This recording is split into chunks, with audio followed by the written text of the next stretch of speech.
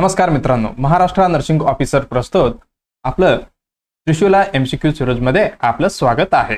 आपण आज कुठल्या सीरीज मध्ये आहे? त्रिशूला एपिसोड दुसरा। आपण लास्ट म्हणजे फर्स्ट एपिसोड मध्ये आपण मला वाटते आपण 6 ते 7 MCQ कव्हर केलेले आहे, पण आपण जास्त थेअरी कव्हर केलेला आहे।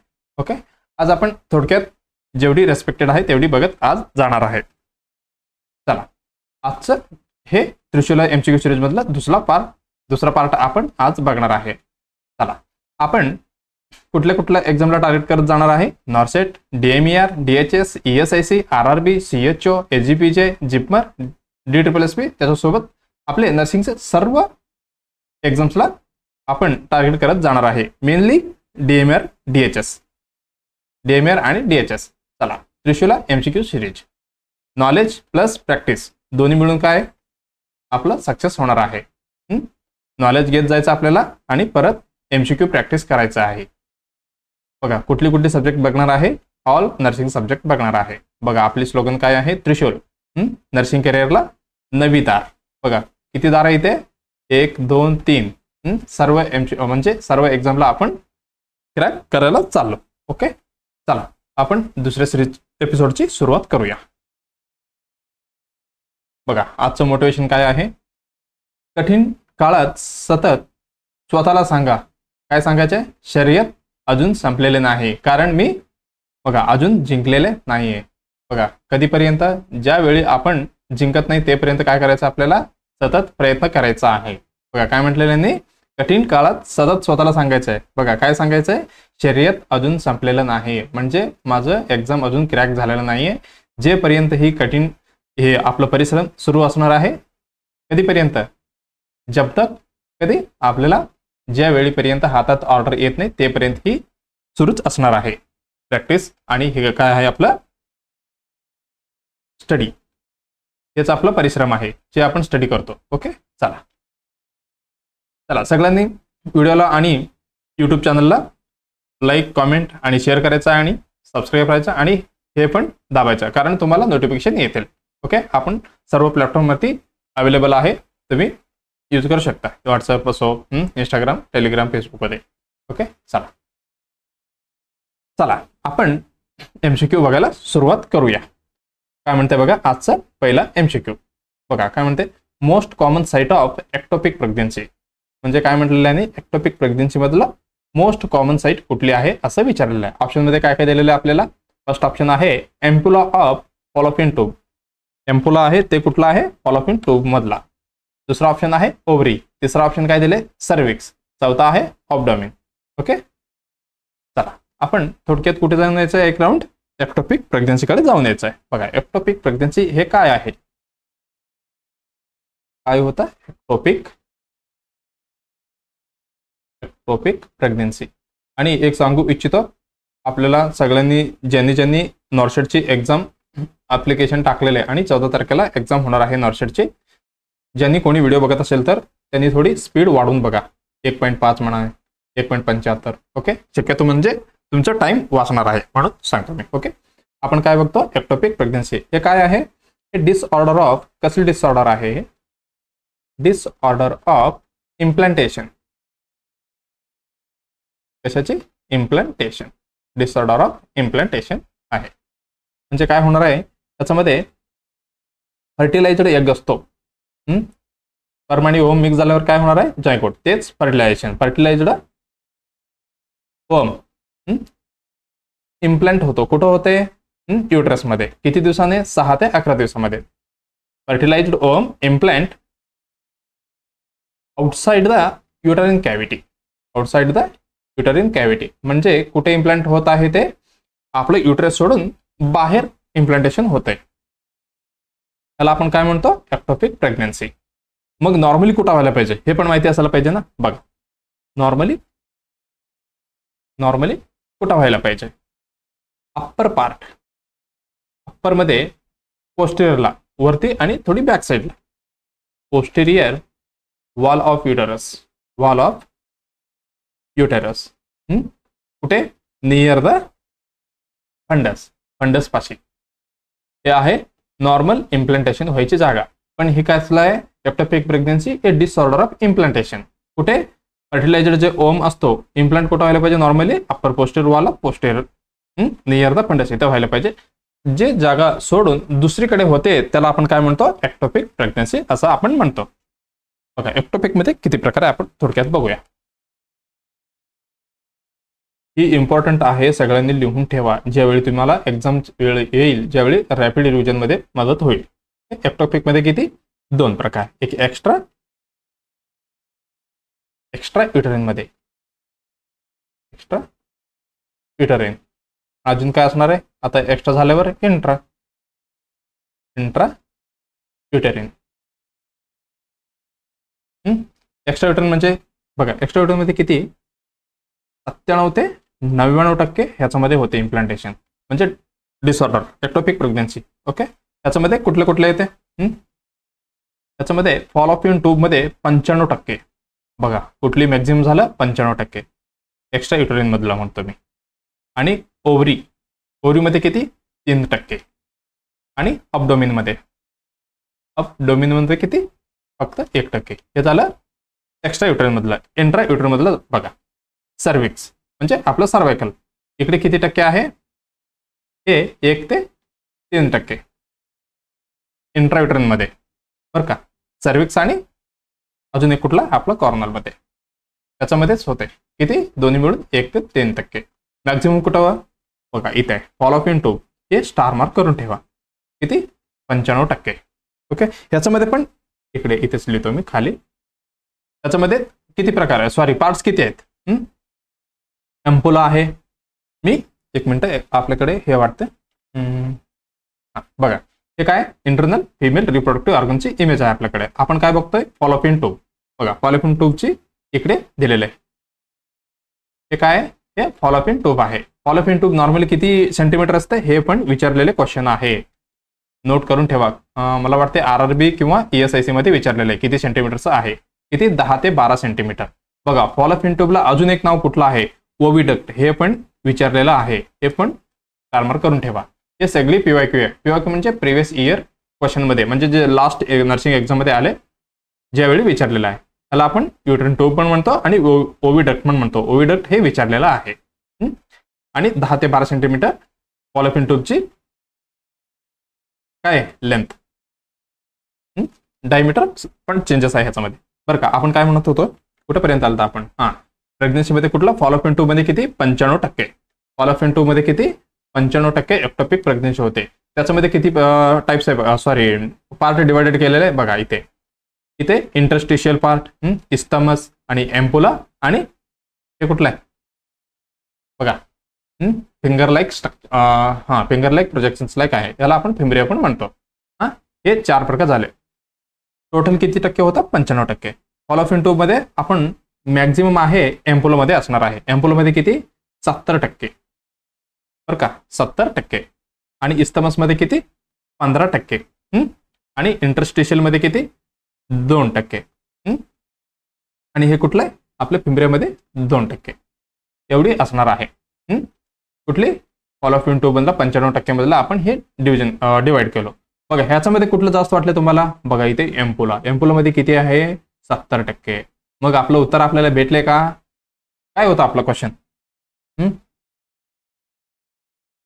Most common set of ectopic pregnancy. मग आपलं उत्तर भेटलं ना आपल्याला, अपडोमिनल मध्ये किती होते, 1% होता. मग हे मॅक्झिमम मोस्ट कॉमन झाले का, नाही, हे चुकलं. सर्व्हिस मध्ये किती होता, ते पण 1 ते 3 होता, मग हे पण चुकलं. ओव्हरीमध्ये होतंय का, ओव्हरीमध्ये पण होते की किती 3% पर्यंत, मग हे सगळे कमी झाले. मग फॉलोपियन ट्यूबला किती होता 95%. बरं का, हे आपलं उत्तर फॉलोपियन ट्यूब बरोबर असणार आहे. त्याच्यामध्ये त्यांनी परत एम्पुला पण दिले. बघा एम्पुलामध्ये किती दिलं तुम्ही, इथे बघा किती 70%. मग मॅक्झिमम मोस्ट कॉमन कुठे असणार आहे, fallopian tube sorry ectopic pregnancy एम्पुलामध्ये. मग आपली पहिली उत्तर बरोबर असणार आहे. ओके, एवढी झालं, आपली उत्तर आपल्याला भेटलेलं आहे. ओके, ह्याच्यामध्ये अजून एक इम्पॉर्टंट आहे, लिहून घ्या तुम्ही, कुठली, मोस्ट कॉमन साईट. आता most common site of ectopic pregnancy झालं, most common site of tubal rupture. Site of tubal rupture म्हणजे बघा एक मिनिट तुम्हाला दाखवतो मी. काय एक्टोपिक प्रेग्नन्सीचा डायग्राम आहे. बरं, हे काय आपलं हे फॉलोपियन ट्यूब आहे. दिसलं? बरं,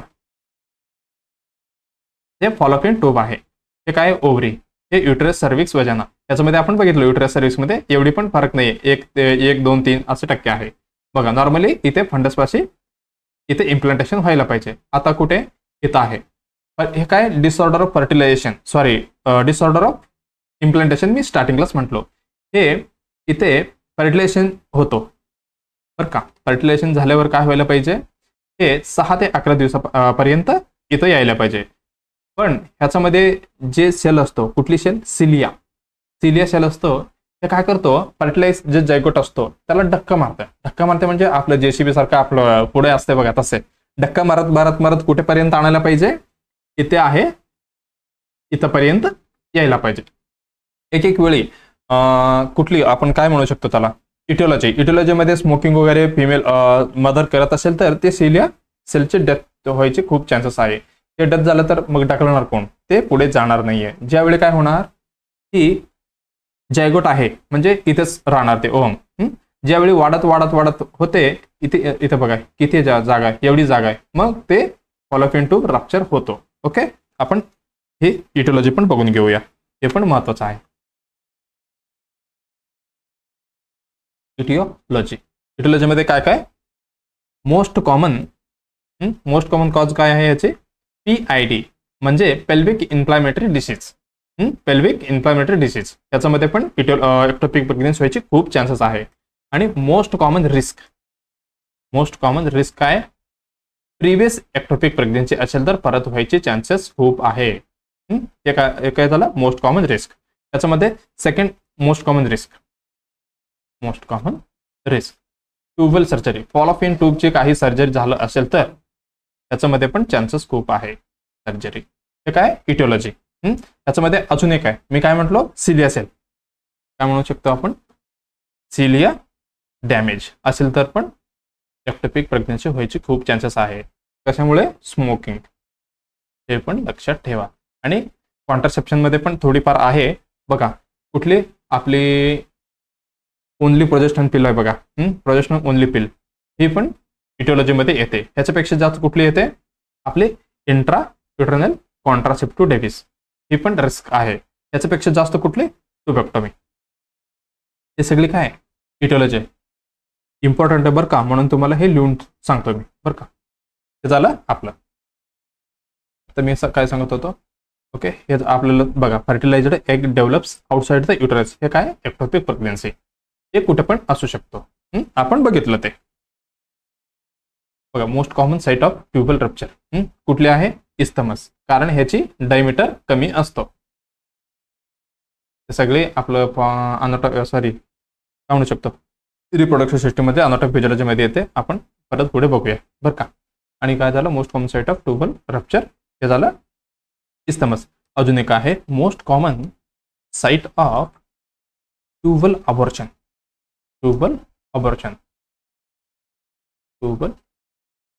हे पण रिपीटेड क्वेश्चन विचारलेलं आहे. हे आहे एम्पुला. आणि आता जस्ट आपण काय बघितलं? मोस्ट कॉमन साइट ऑफ, हे पण लिहून ठेवतो बरं का. हे सगळं लिहून घ्या. Most common site of ectopic pregnancy काय होता? Fallopian tube. ऑप्शनमध्ये एम्पुला असेल तर फर्स्ट एम्पुला टिक करायचं, आणि ते नसेल तर आपल्याला फॉलोपियन ट्यूब तर दिलेलंच असणार आहे. हे झालं आपला पहिला उत्तर. बघा, सगळं आपण डिटेलमध्ये बघितलेलं आहे. एक्टोपिक प्रेग्नन्सी म्हणजे काय? आपण शॉर्टमध्ये जाऊया. डिसऑर्डर ऑफ इम्प्लांटेशन काय असणार आहे ह्याच्यामध्ये? फर्टिलायझर जे ओम आहे इम्प्लांट आउटसाइड द युटरन कॅव्हिटीमध्ये व्हायला पाहिजे होता, पण ते सोडून दुसरीकडे जे होते आपण त्याला एक्टोपिक प्रेग्नन्सी म्हणतो. नॉर्मली कुठं व्हायला पाहिजे? Upper posterior wall of uterus near the fundus. बरं, एवढी बघितलं आपण. त्याच्यामध्ये काय? एक्टोपिकमध्ये एक्स्ट्रा युटरिन आणि इंट्रा युटरिन. इंट्रामध्ये काय? सर्विक्स होता आणि कोरोनल होता. ह्याच्यामध्ये किती? 1 ते 3%. आणि एक्स्ट्रामध्ये कुठला? फॉलोपियन ट्यूब होता, ओव्हरी आणि अब्डोमिनल. अब्डोमिनलमध्ये किती? 1%. ओव्हरीमध्ये 3%. आणि फॉलोपियन ट्यूब मध्ये किती होता? 95%. म्हणजे एकदम हायेस्ट झालं. फॉलोपियन ट्यूब मध्ये पण कुठली खूप होते, म्हणजे जास्त पर्सेंटेज बघा एम्पुलामध्ये होते किती? 70%. आणि फिब्रेमध्ये 2%, इस्थमसमध्ये 15%, आणि हे काय? इंटरस्टिशियल पार्टमध्ये 2%. बरं का. बघा, हे रप्चर होण्याची खूप म्हटलं होतं, इथे कुठे, इथे इस्तमस मध्ये का इस्तमसचं डायमीटर किती असते 2.5 mm असते इथे, म्हणून जास्त रप्चर व्हायचे चान्सेस असते. आपण एवढं बघितलं, हे पण लक्षात ठेवा. ओविडक्ट ह्याचे दुसरे नाव आहे आणि सेंटीमीटर 10 ते 12 सेंटीमीटर. ओके, आपण एवढं बघितलं. अजून काय बघितलं आपण एक्टोपी प्रेग्नन्सीचा सिलिया सेल महत्वाचं आहे, जे इम्प्लांटेशन कुठं युट्रसमध्ये ढकलायला, कुठली आपली फर्टिलाइज एगसाठी. हे झालं आपलं शॉर्टमध्ये. हे काय आपण इटिओलॉजी पण बघितलं. इटिओलॉजी कुठला most common cause PID. PID म्हणजे काय पेल्विक इन्फ्लॅमेटरी डिसीज. हे झालं most common risk previous ectopic pregnancy. Second most common काय ट्यूबल सर्जरी आणि सिलिया डॅमेज वगैरे झालं असलं तर, आणि स्मोकिंग, आणि हे कॉन्ट्रासेप्शनचं बरोबर. हे पण लक्षात ठेवा कॉन्ट्रासेप्शन मधलं. हे पण आहे. पीओपी पण आहे, त्याच्यापेक्षा जास्त आयुष्यडी आहे, त्याच्यापेक्षा ट्युबेक्टमी. आपण एवढी बघितलेलं आहे. ओके, मला वाटतं आपले उत्तर भेटलेलं आहे. आपल्याला टिक करून घ्या. पहिले उत्तर बरोबर भेटले. ओके, चला नेक्स्ट क्वेश्चनला जाऊया. बघा नेक्स्ट क्वेश्चन काय म्हणते बघा. त्यानं इंजेक्टेबल कॉन्ट्रासेप्टिव्ह. कॉन्ट्रासेप्टिव्ह आहे कसला आहे ते इंजेक्टेबल, म्हणजे आपण इंजेक्शनला देणार आहे. कंटेनिंग काय कंटेन आहे बघा, मेड्रॉक्सी बघा, medroxy progesterone acetate available in the government health facility in India. म्हणजे काय म्हणते त्यांनी, इंजेक्टेबल कॉन्ट्रासेप्टिव्ह आहे बरोबर. त्याच्यामध्ये काय आहे मेड्रॉक्सी प्रोजेस्टेरॉन एसिटेट, म्हणजे आपण काय म्हणू शकतो डंपा. डंपा DMPA. हे काय डंपा, हे डी आहे बरं, DMPA डंपा. हे काय acetate available in the government health facility, म्हणजे गव्हर्नमेंटमध्ये असणार आहे. मग गव्हर्नमेंटमध्ये असलं तर काय भेटणार आहे, फ्रीमध्ये भेटणार आहे. बरोबर आहे ना, गव्हर्नमेंटमध्ये फ्रीमध्ये भेटणार आहे. कुठली असं विचारते त्यांनी. बघा ऑप्शनमध्ये काय काय दिलेलं आहे, अंतरा, दुसरी आहे छाया, तिसरी आहे निश्चय, चौथा आहे मालायन. मी लास्ट DHS क्लासमध्ये तुम्हाला सांगितलं निश्चय आणि निक्षय दोन आहे. ज्यावेळेस मला वाटतं सांगितलं वाटतं मी. ओके, निक्षय, निक्षय हे कशाचं रिलेटेड आहे, हे TB रिलेटेड आहे, म्हणजे ट्युबरक्युलोसिस. हे निश्चय काय आहे प्रेग्नन्सी टेस्ट मधलं सांगितलं होतं. ओके, चला आपण आपल्याला काय काय बघायचं आहे, अंतरा, छाया, निश्चय, मालायन. बघा आपल्याला सगळे बघावं लागेल. ओके, चला काय होतं पहिला ऑप्शन अंतरा. अंतरा बघा नाव किती मस्त आहे अंतरा. अंतरा म्हणजे काय, अंतर ठेवायचं कोणाकोणामध्ये, कपल्समध्ये. काय गव्हर्नमेंट ऑफ इंडियाची प्रोग्राम आहे. हे प्रोग्रामचं नाव आहे माहिती आहे का, अंतरा. प्रोग्राम पण लिहून टाकू आपण, त्यांनी फक्त अंतरा दिले. हे काय अंतर, हे काय गव्हर्नमेंट ऑफ इंडिया, म्हणजे गव्हर्नमेंट ऑफ इंडियाची प्रोग्राम आहे. प्रोग्राम हे पण लिहून घ्या बरं. त्याच्यामध्ये इंजेक्टेबल, इंजेक्टेबल कॉन्ट्रासेप्टिव्ह देतो आपण, कॉन्ट्रासेप्टिव्ह. याच्यामध्ये काय असतो DMPA. बघा मला वाटतं ह्याची लॉंग फॉर्म पण विचारले आहे RRB आणि ESIC मध्ये. याची लॉंग फॉर्म आहे डिफॉल्ट मेट्रॉक्सी प्रोजेस्टेरॉन एसिटेट. एसिटेट विचारलेला आहे, स्टार मार्क करून ठेवा. हे काय इंजेक्टेबल कॉन्ट्रासेप्टिव्ह डंपा. डिफॉल्ट म्हणजे काय, हे काय हे फॉर्म काय म्हणू शकतो आपण, फॉर्म ऑफ ड्रग. याची मिनिंग आहे बरं का, हे आहे केमिकल नेम. ओके, हे झालं आपलं डंपाचे. हे कसं असणार आहे, हे थिक असणार आहे आणि स्लो रिलीजिंग. थिक आणि slow releasing long acting injection असणार आहे. लॉंग ऍक्टिंग म्हणजे थोडे जास्त दिवस चालणार आहे. लॉंग ऍक्टिंग काय असणार आहे इंजेक्शन. बघा त्याच्यामध्ये अमाऊंट किती असते इंजेक्शन मध्ये, हे 150 मिलीग्रॅम म्हणजे mg. किती इन 1 ml मध्ये, 1 ml मध्ये. हे पण स्टार मार्क करून ठेवा. आणि ड्युरेशन किती, एकदा दिलं तर किती दिवस चालणार आहे, काय म्हटलंय ते लॉंग ऍक्टिंग म्हटलेलं आहे. हे असणार आहे 3 मंथ. एकदा आपण इंजेक्ट केलं तर 3 मंथ चालणार आहे. हे काय अंतरा. मला वाटतं डायग्राम आहे आपल्याकडे फोटो. बघा इथे फर्स्ट मध्ये बघा काय मेड्रॉक्सी प्रोजेस्टेरॉन इंजेक्शन किती असणार आहे 150 mg/ml. हे काय कॉन्ट्रासेप्टिव्ह इंजेक्शन मध्ये येणार आहे. बघा इथे लिहिलेलं आहे बघा अंतरा काय आहे? प्रोग्राम म्हणजे अंतरा कार्यक्रम आहे. बघा इथे खाली काय लिहिलेलं आहे? स्टराईल अक्वियस सस्पेन्शन 1 ml 1 ml मध्ये येणार आहे. For deep intramuscular use only. बघा एक कुठल्या रूटने द्यायचं आपल्याला? इंट्रामस्क्युलर मध्ये द्यायचं आहे. बघा सिंगल यूज ओनली एवढी माहिती दिलेली आहे त्यांनी आपल्याला. ओके, हे आपलं एव्हरी 3 मंथला इंजेक्शन द्यायचं आहे. बघा आता समजा एक पेशंट आहे, तुम्ही त्याला तिला, थोडं माझं ग्रामर मिस्टेक आहे, फक्त समजून घ्या. ओके, बघा मी काय एक पेशंट आहे, त्यांना आपण काय देतोय? डंपा देतोय. किती? पर 3 मंथला देतोय. आता 2 वर्ष आपण दिलो कंटिन्युअली 3 मंथ. आता तुमच्याकडे आले, तुम्ही कोण आहे? आता समजा तुम्ही स्टाफ नर्स आहे किंवा CHO आहे. ओके, हे मॅक्झिमम केसेस कोणाकडे येते? आपली कम्युनिटी हेल्थ नर्सिंग ऑफिसरकडे येते. सॉरी, कम्युनिटी हेल्थ ऑफिसर त्यांच्याकडे येतात. काय म्हणते? तर आपल्याला काय करायचं आहे? आता डिस्कंटिन्यू करायचं आहे, दुसरी प्लॅनिंग करायचं आहे. ज्यावेळी प्लॅनिंग करायचं म्हणल्यावर तुम्ही किती महिन्यानंतर हे तुम्ही कन्स्यूम करू शकता असं विचारल्यावर काय सांगू शकता तुम्ही? ही डोस कितीपर्यंत? 9 ते 12 महिनेपर्यंत असणार आहे. आपण ही ड्रग म्हणजे हे इंजेक्शन सोडल्यानंतर पण 9 ते 12 महिने लागते दुसरी कन्स्यूम करण्यासाठी. हे पण लक्षात ठेवा. हे विचारू शकते बरं का, विचारलं नाहीये, विचारू शकते. चला आपण काय बघितलं? अंतरा बघितलं. बघा अंतरा बघितलं. आता इंजेक्टेबल कॉन्ट्रासेप्टिव्ह आपल्याला भेटले, पण होल्डवर ठेवा. खाली पण असू शकते ना. आपली उत्तर हे असणार आहे, पण होल्डवर ठेवून आपण पुढे बघूया. दुसरी काय आहे? छाया. बघा छायाबद्दल आपलं बघायचं आहे. छाया, दुसरे ऑप्शन काय आहे आपलं? छाया. बघा नाव किती मस्त आहे ना. एक अंतरा आहे, एक छाया. छाया, हे छाया काय आहे? हे नॉन हॉर्मोनल. बघा कशी आहे? नॉन हॉर्मोनल आहे आणि नॉन स्टेरॉइडल पिल आहे. स्टेरॉइडल पिल. पिल म्हणजे काय? त्या कॉन्ट्रासेप्टिव्ह मध्ये आपण टॅबलेट म्हणत नाही बरं का, आपण पिल म्हणतो. हे पण लक्षात ठेवा. अजून नाव काय आहे छायाचे? Also non as. त्याला आपण once week pill, once week pill पण म्हणतो. म्हणजे वन्स वीक पिल म्हणजे काय? आठवड्याला एकदा घ्यायची गोळी. आणि अजून काय? त्याला सेंटक्रोमन पण म्हणतो. सेंटक्रोमन. अजून काय? हे शॉर्ट ऍक्टिंग पिल आहे. शॉर्ट ऍक्टिंग पिल. ते लॉंग ऍक्टिंग किती? 3 महिने चाललं होतं. म्हणजे हे 1 आठवड्यात घेतं, म्हणजे 1 आठवड्यापासून चालतंय. हे काय? शॉर्ट ऍक्टिंग पिल. पिल म्हणजे काय? कॉन्ट्रासेप्टिव्हचे गोळ्या. अजून काय म्हणू शकतो आपण? सहेली. छाया सहेली एकच आहे बरं का. आपण कधी कधी कन्फ्युजन होतो, नाव वेगळं वेगळं म्हणून. छाया हे गव्हर्नमेंटने नाव ठेवलेलं आहे. सहेली काय? हे प्रायव्हेटमध्ये म्हणजे ब्रँड नेम आहे. काय म्हणू शकतो आपण?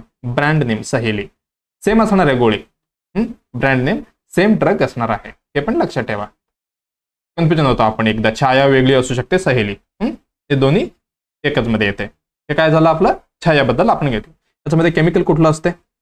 डंपामध्ये अंतरामध्ये कुठलं होतं? डंपा. ह्याच्यामध्ये कुठलं असते? ऑर्मेलोक्झिफेन. ऑर्मेलोक्झिफेन किती? 30 mg पर पिल. 30 mg पर पिल. हे पण लक्षात ठेवा. शेड्यूल कसं असते? म्हणजे गोळी कशा देणार तुम्ही? टायमिंग असते ना. हा घ्या बाबा कधी पण असं सांगू शकता का? नाही, असं नाहीये. बघा पहिले फर्स्ट काय करायचं असते? फर्स्ट 3 मंथसाठी, पहिले 3 महिन्यासाठी कसं द्यायचं बघा. पहिले 3 महिन्यासाठी ट्वाइस अ वीक म्हणजे 2 वेळा. ट्वाइस अ वीक, आठवड्यात 2दा द्यायचं आपल्याला. कसं देणार? आठवड्यात 2दा घ्या असं सांगून गेल्यावर ते पेशंटना कळणार आहे का? त्यांनी कधी पण घेतील. आज चांगला दिवस आहे, घ्या सोमवार किंवा मंगळवार. आपल्याला 2 टॅबलेट घ्यायचं असं घेता येते का? नाहीये. ह्याचा पण एक शेड्यूल आहे. आपल्याला किती? ट्वाइस वीक म्हटलेलं आहे. पहिला गोळी कधी द्यायचा आहे आणि दुसरा गोळी कधी द्यायचं आहे. हे झालं फर्स्ट पिल. पिल लिहून टाकू आपण. ओके, कन्फ्युज नको. फर्स्ट पिल आणि सेकंड पिल कधी कधी द्यायचं आहे. हे फर्स्ट डे ऑफ कुठली म्हणू शकतो आपण? Bleeding face. मेन्स्ट्रुअल सायकलची ब्लिडिंग फेस त्याच्यामध्ये द्यायचं आपल्याला. हे आपण सुरू करणार आहे बरं का, हे पण लक्षात ठेवा. आणि दुसरा पिल कधी देणार आहे? 4th day. 4th डेला. आता समजा एक फिमेल आले, त्यांचं मेन्स्ट्रुअल सायकल कधी? सोमवार सुरू झाले समजा. सोमवार सुरू झाले, मग आपण पहिली गोळी कधी देणार आहे? पहिली गोळी देणार आहे सोमवारी. आता दुसरी गोळी कधी देणार आहे? बघा सोमवार झाला, मंगळवार, बुधवार आणि गुरुवार. बघा हे झालं 1 2 3 4 म्हणजे आपण 4th डे ही दुसरी गोळी देणार आहे, असं याची शेड्यूल आहे. हे झालं फर्स्ट 3 मंथसाठी. आता 3 महिने ह्यांनी असंच कंटिन्यू केला. आता 4था महिन्याला आले, ज्यावेळी आपल्याला काय करायचंय, सॉरी सेकंड नाही, आता किती घेणार आहे तेवढापर्यंत. आफ्टर 3 मंथ म्हणू आपण. आफ्टर 3 मंथ नंतर पेशंट आपल्याकडे आले. हा बाबा, तुम्ही सांगितल्यानुसार मी काय केलो, ट्वाइस अ वीक म्हणजे आठवड्यात 2 वेळा तुम्ही सांगितल्यानुसार घेतलो. सोमवार म्हणजे आता दुसऱ्या आठवड्यात परत सोमवार येणार आहे बरं का, ज्यावेळी परत घ्यायचंय. सोमवार घ्यायचंय, परत 2 दिवस सोडायचंय, परत गुरुवार मेडिसिन घ्यायचंय बरं का. हे सेम कंटिन्युटी ठेवायचं आहे. त्याच्यानंतर काय करायचं आहे, आफ्टर 3 मंथ त्यावेळी काय असणार आहे, वन्स अ वीक. वरती किती होता, ट्वाइस, इथे वन्स वीक म्हणजे आठवड्यात एकदा गोळी घ्यायचं आहे. कधी घ्यायचंय, हे सोमवार कंटिन्युटी ठेवायचं आपल्याला. कंटिन्यू आफ्टर कधीपर्यंत त्यांना ही मेंटेन करायचं आहे, गॅप मेंटेन करायचं आहे बरं का. हे झालं आपलं याबद्दल. फेल्युअर रेट पण बघून घ्या एकदा. फेल्युअर रेट किती आहे, 2 ते 9% ह्याची फेल्युअर रेट आहे. चला, 2 हे काय, हे परफेक्ट यूज आहे बरं का. ते पण विचारतात कधी कधी, हे परफेक्ट यूज आहे. परफेक्ट यूज केलं तर फक्त 100 मध्ये 2 फेल्युअर होऊ शकते असं म्हणायचं त्यांचं बरं. हे झालं आपला छाया म्हणजे काय, सहेली. फोटो एकदा दाखवतो तुम्हाला, आलंय बघा काय म्हटलेलं आहे बघा, सेंट क्रोमन टॅबलेट खाली काय तर लिहिले बघा, नॉन स्टेरॉइडल ओरल कॉन्ट्रासेप्टिव्ह पिल. बघा टॅबलेट लिहत नाही, काय लिहिते, पिल्स म्हणून लिहिते. हे काय, छाया खाली लिहिलंय बघा, छाया.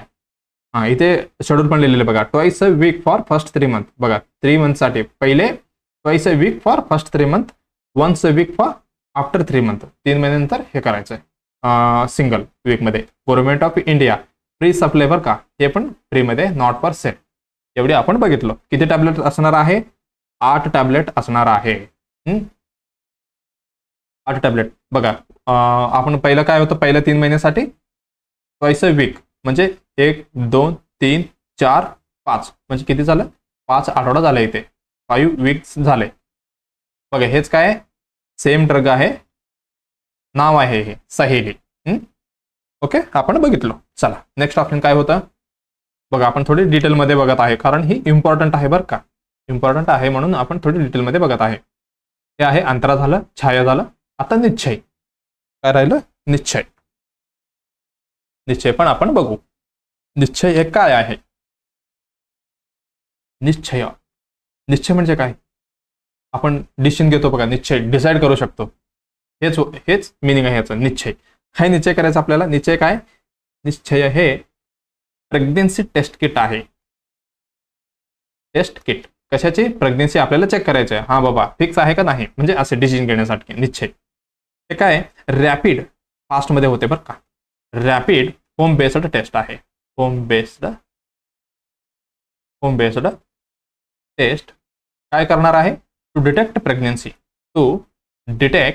प्रेग्नेन्सी म्हणजे ह्याची डिटेक्ट करणार आहे, कशाची, प्रेग्नेन्सीची. डिटेक्ट प्रेग्नेन्सी बघा. हे कसं आहे, हे फ्री ऑफ कॉस्ट मध्ये भेटणार आहे. फ्री ऑफ कॉस्ट कोण देणार आहे, under health and family welfare वाले, HFW वाले. आणि बघा हे डिटेक्ट केले, कशाने डिटेक्ट करते, हे वर्क्स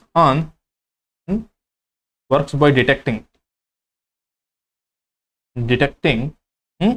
हॉर्मोन. कुठली हॉर्मोन हे पण लक्षात ठेवा, हे विचारतात तुम्हाला. HCG म्हणजे काय, कुठे लिहू, HCG म्हणजे काय, human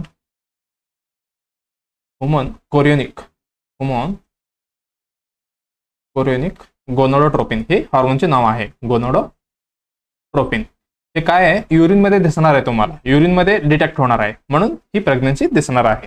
works by detecting hormone. कुठली, HCG. कुठे भेटणार आहे, HCG इन युरिन मध्ये, म्हणून युरिन मध्ये. कधी दिसणार आहे, विच अपियर आफ्टर कधी, इम्प्लांटेशन नंतर. आपण इम्प्लांटेशन कधी होते म्हटलो लास्ट क्वेश्चन मध्ये, इम्प्लांटेशनचे 6 ते 11 दिवस आहे. हे पण विचारलेलं आहे बरं का, 6 ते 11 दिवस लक्षात ठेवा. आफ्टर बघा, इम्प्लांटेशन असल्यावर काय असणार आहे, HCG हायेस्ट भेटणार आहे युरिन मध्ये, म्हणून आपल्याला इम्प्लांटेशन नंतर चेक करायचं आहे. बघा हे झालं आपला निश्चय. मला वाटतं आपल्याकडे किट आहे. बघा इथे लिहिले बघा, निश्चय. मराठीमध्ये पण लिहिलेलं आहे निश्चय. मराठीत हिंदी वाटते. काय हेल्दी मदरहूड नवीनवर कंट्रोल. बघा हे काय, rapid 1 step SCG urine pregnancy test. कशामुळे? SCG मध्ये बरं का, SCG मध्ये करायचं आहे. SCG म्हणजे हार्मोन आहे. अजून काय लिहिलेलं नाही. अँटी SCG थिरा ऑन मेम्ब्रेन हे आपल्याला करायचं आहे. बघा wrapper pick insert instruments for the use of the complete details. Government supply आहे, फ्री असणार आहे. बघा आपल्याला चेक करायचं कसं करायचं आहे बघा, इथे लिहिलेलं आहे बघा. एक मिनिट मी तुला थोडी झूम करून देतो म्हणजे तुमच्या लक्षात येईल लवकर.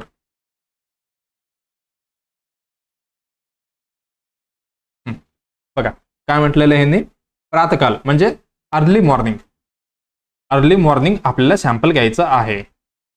एक मिनिट चेंज करून घेतो. अर्ली मॉर्निंग आपल्याला सॅम्पल घ्यायचं आहे प्रातकाल. बघा सॅम्पल कसं घ्यायचं आहे त्यांनी काय दिलेलं आहे याच्यामध्ये बघा. एक टेस्ट कार्ड दिलेलं आहे, एक डॉपलर दिलेला आहे आणि एक सिलिका जेल दिलेला आहे. आपल्याला मॉर्निंग युरिन कलेक्ट करायचं आहे. कसली? First morning urine is a best. हे लक्षात ठेवा.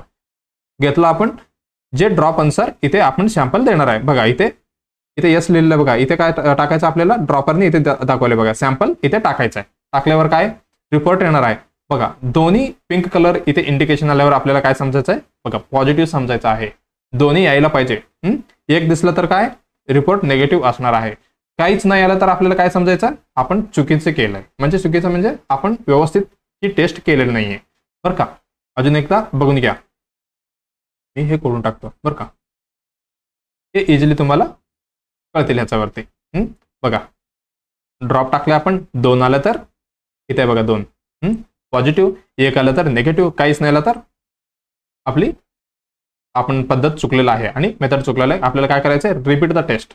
परत आपल्याला रिपीट करायचं बरं का. हे झालं आपलं निश्चय टेस्ट बद्दल. निश्चय प्रेग्नन्सी टेस्ट. आपण रिझल्ट पण बघितलं बरं का. आता नेक्स्ट बघू. लास्ट काय राहिलं आपलं, निश्चय पण झाला. आता काय राहिलं, माला एन बद्दल थोडक्यात बघूया आणि लवकर संपूया. सॉरी आपलं एक मिनिट.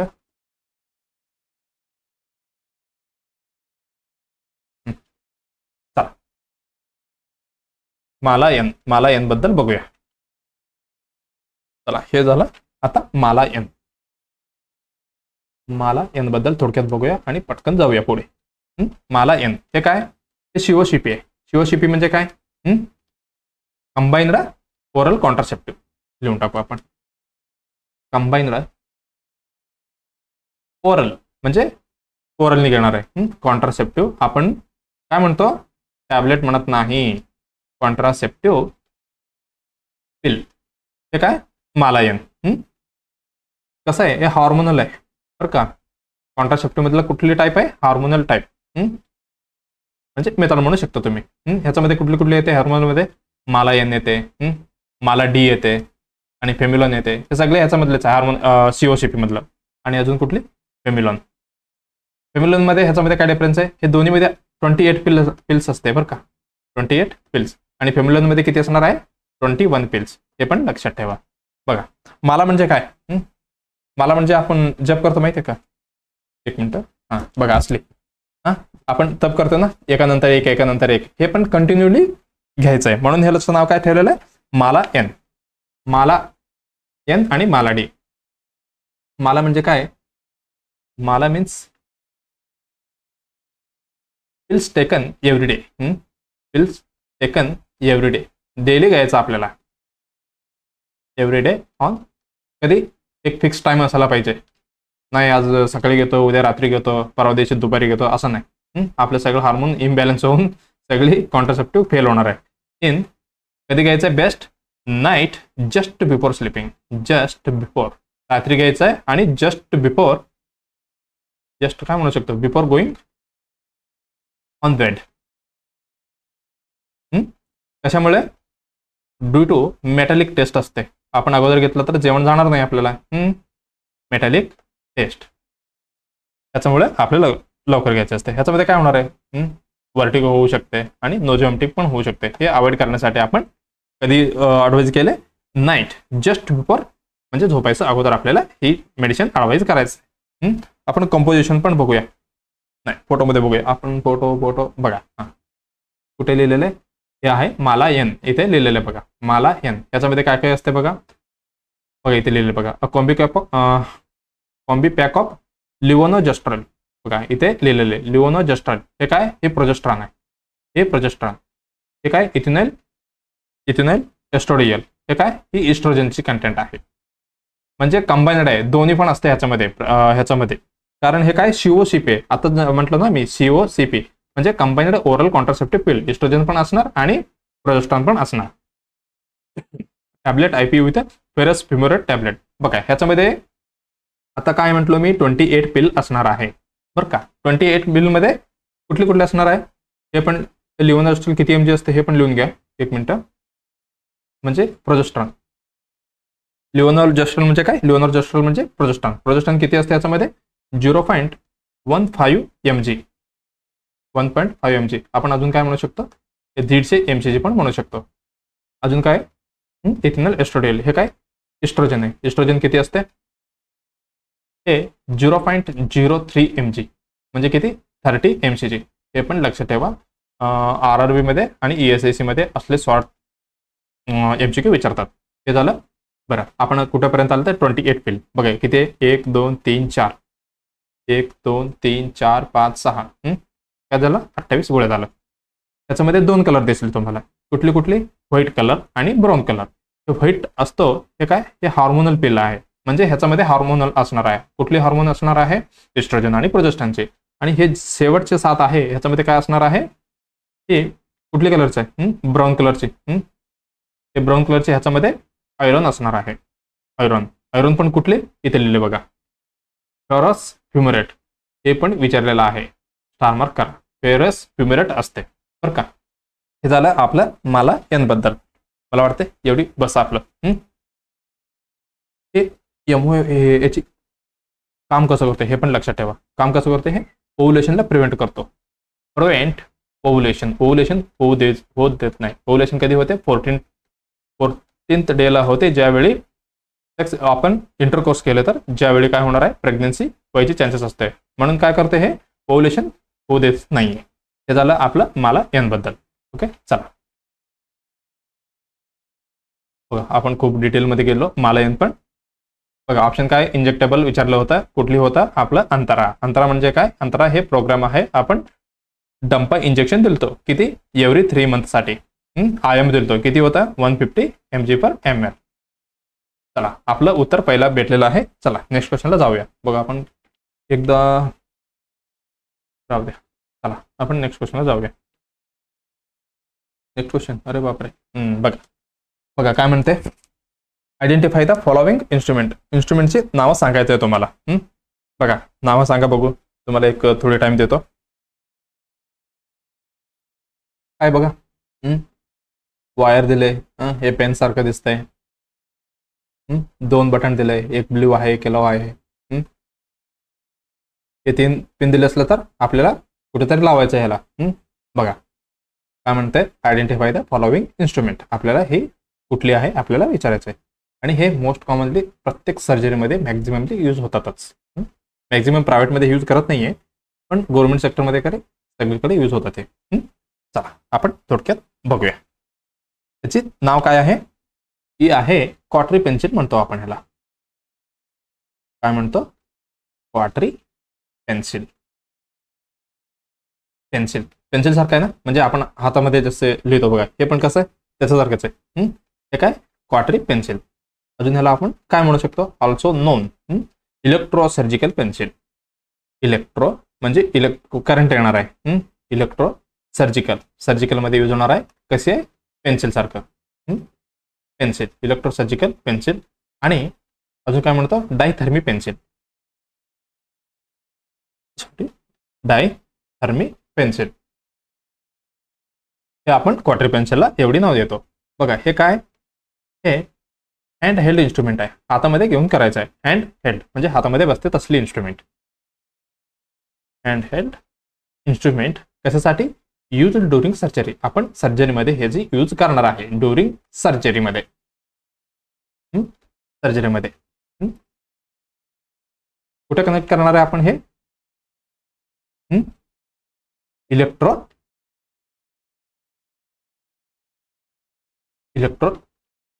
सर्जरी किंवा सर्जरीच म्हणतो आपण किंवा सर्जरी किंवा सर्जिकल युनिटला म्हणजे एक युनिट असणार आहे ज्याच्यामध्ये करंट येते ज्याच्यामध्ये हे प्लग करणार आणि ह्याची यूज घेणार आहे बघा हे काय करतो हे deliver high frequency electrical current सोडणार आहे बरं का हाय फ्रिक्वेन्सी इलेक्ट्रिकल करंट मी दाखवतो तुम्हाला ते कसं असते बरं का डायग्राम आणलेला आहे इलेक्ट्रिकल करंट तो कशासाठी कट करणार आहे आणि कोगुलेट करणार आहे कशाची टिश्यूची हे झालं ह्याच्यामुळे बघा ह्याच्यामध्ये कॉम्पोनंट कुठले होते मला वाटतं आपल्याकडे डायग्राम आहे बघा हे काय म्हटलं आपण क्वार्टरी पेन्सिल ह्याला आपण काय म्हणतो इलेक्ट्रोसर्जिकल पेन्सिल आणि डायथर्मी पेन्सिल कसं असणार आहे हँडहेल्ड इन्स्ट्रुमेंट हातात घेऊन असे काम करायचं असतं आणि use during surgery with electrosurgical unit जे त्याची डब्बा असते म्हणजे आपण डब्बा नाही जे युनिट असते त्याला आपण कनेक्ट करून हे कामाला घेतो काय करणार आहे delivery high frequency electrical cut आणि कोगुलेशनसाठी घेणार आहे ओके याच्यामध्ये कुठे असतो सॉरी किती असतो रेडिओ फ्रिक्वेन्सी करंट कितीपर्यंत असतो आपण तर किती म्हटले हाय फ्रिक्वेन्सी म्हटले त्याच्यामध्ये 300 ते 500 AHZ एवढी करंट असतो हे पण लक्षात ठेवा बरं का हे तरी इमेज बेसने विचारणार आहे तुम्हाला तरी पण एवढी तुम्हाला माहिती असायला पाहिजे ओके चला हां बघा हे काय इलेक्ट्रोसर्जिकल पेन्सिल बघा काय म्हटले ब्लेड इज मेड विथ कसं आहे हे स्टेनलेस स्टील आहे बघा हे स्टेनलेस स्टील आहे आपण ह्याला चेंज करू शकतो बरं का एक मिनिट मी अजून एक पेज घेतो बघा त्याची कंपोनंटची एक लिहून टाकू आपण कंपोनेंट पहिला काय होता हँडपीस कसा होता हँडपीस पेन्सिल सारखा म्हणजे पेन्सिल बॉडी कसे आहे हँडल शेप्ड कसं आहे लाईक पेन सारखं बघा पेन सारखं आहे ना बघा हे बघा ते बघा कम्पेअर करा बरं आहे ना हे पेन सारखं आहे कुठे होतं आपण बघा हे पेन सारखं आहे अजून काय आहे बघा इथे 2 स्विच दिसते आपल्याला हे स्विच म्हणजे बटन आहे दुसरी काय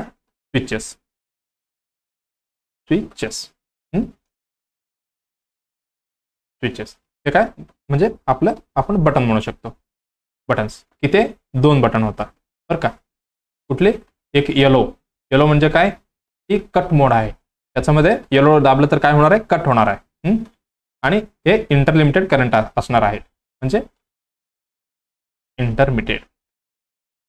इंटरमिटेंट सॉरी आपण कशाचे बघतोय येलो बघतोय बरं का येलोमध्ये कसं असणार आहे हे कंटिन्युअस करंट असणार आहे सॉरी बरं का मी पण कन्फ्यूज झालो की एक मिनिट येलोमध्ये कट सॉरी येलोमध्ये कसं असणार आहे कंटिन्यू असल्यामुळेच ते कट होते ना कंटिन्युअस करंट असणार आहे हे झालं येलो बद्दल हे कधी यूज करतो आपण कटिंगसाठी कट करायचं असतं टिश्यू वगैरे ज्यावेळी यूज करतो दुसरं कुठलं होतं बटन हे झालं येलो बटन येलो कुठली कट बटन आता कोग बटन कुठली कलरची आहे ब्ल्यू कलरची हे काय ब्ल्यू कलरची बटन आहे हे कशासाठी यूज करतो आपण कोगुलेशन मोड हे कट मोड आहे हे कोगुलेशन मोड ही कोगुलेशन मोड आहे बरं का त्याच्यामध्ये काय त्याच्यामध्ये इंटरमिटेंट असते करंट इंटरमिटेंट करंट असणार आहे येलोमध्ये कसं आहे कंटिन्यू आहे म्हणून कट होते बरं का एवढी पण लक्षात ठेवा हे पण लक्षात ठेवलं तरी चालेल कंटिन्यू होते असते म्हणून कट होते हे काय कोगुलेशन हे इंटरमिटेंट करंट असणार आहे कशासाठी यूज करणार आपण हिमोस्टॅटिस वगैरे हिमोस्टॅटिस कशासाठी स्टॉप ब्लिडिंग वगैरे होत असेल तर ज्यावेळी आपण फॉग यूज करतो कुठली बटन मारून ब्ल्यू कलरची, हे झालं आपलं एवढी. स्टेनलेसचे बघा हे एक राहिलं आपलं, कुठले हे काय म्हणू शकतो, हे टिप, इलेक्ट्रोड टिप. तिसरं इलेक्ट्रॉन टिप. जे टिप आहे ना आपण बदलू शकतो, म्हणजे काय म्हणू शकतो आपण, इंटरचेंजेबल. इंटरचेंजेबल असं ओढलं की ते बाहेर निघून येते बरं का. Interchangeable blade. कसं आहे, कसं होतं, स्टेनलेस स्टील मध्ये बनवलेलं असते ते. ओके, झालं आपलं. बघा हे काय स्टेनलेस मुळे बनवले, हे कशाचे, हे कटचे, हे कॉकचे 2 बटन दिलेले आहे आपल्याला बघा इथे. ओके, हे पिन कसला आहे, हे 3 पिन बनाना प्लग आहे बरं का, 3 पिन बनाना. आणि हे चौथं काय, त्याला आपण ग्राउंडिंग पॅड किंवा क्वार्टर पॅड म्हणतो. बघा इथे आपण काय म्हणू शकतो, आर्थिंग लागते म्हणून सांगतात बघा, इथे आर्थिंग लागणार आहे. म्हणजे ही जे पार्ट आहे जे पेशंटला टच करणार आहे थोडी जेल्ली टाकून बरं का, ही कनेक्ट असणार आहे इथे बघा. सॉरी दिसे ना तुम्हाला, हे काय पेशंट क्वार्टरी पॅड, ही पेशंटच्या बॉडीला टच करून ठेवायचं असतं. एक्झाम्पल आपण मोस्ट कॉमनली लेगला असे खाली ठेवून, म्हणजे लेगचं इथे असं ठेवले ना, इथे लेग ठेवायचं असं, म्हणजे आर्थिंग येतील. हे कुठले, ही पिन इथे लावायचं असतं बरं का, इथे लावायचं असतं. हे झालं आर्थिंग, आपण आर्थिंग म्हणू शकता ह्याला बरं का. हे ग्राउंडिंग पॅड, त्याला ग्राउंडिंग, आर्थिंगपेक्षा ग्राउंडिंग पॅड म्हणून, हे ग्राउंडिंग पॅड आहे. हे इथे लावायचं असतं. आणि इथे बघा हे आपण क्वार्टरी इथे लावलेलं आहे. हे झालं, हे सर्जरीमध्ये आपण यूज करतो बरं का. इलेक्ट्रिकल करंट किती म्हटलं मी, 300 ते 500. हे झालं इलेक्ट्रिकल सर्जिकल पेन्सिलची. हे काय, ही क्वार्टरी मशीन आहे.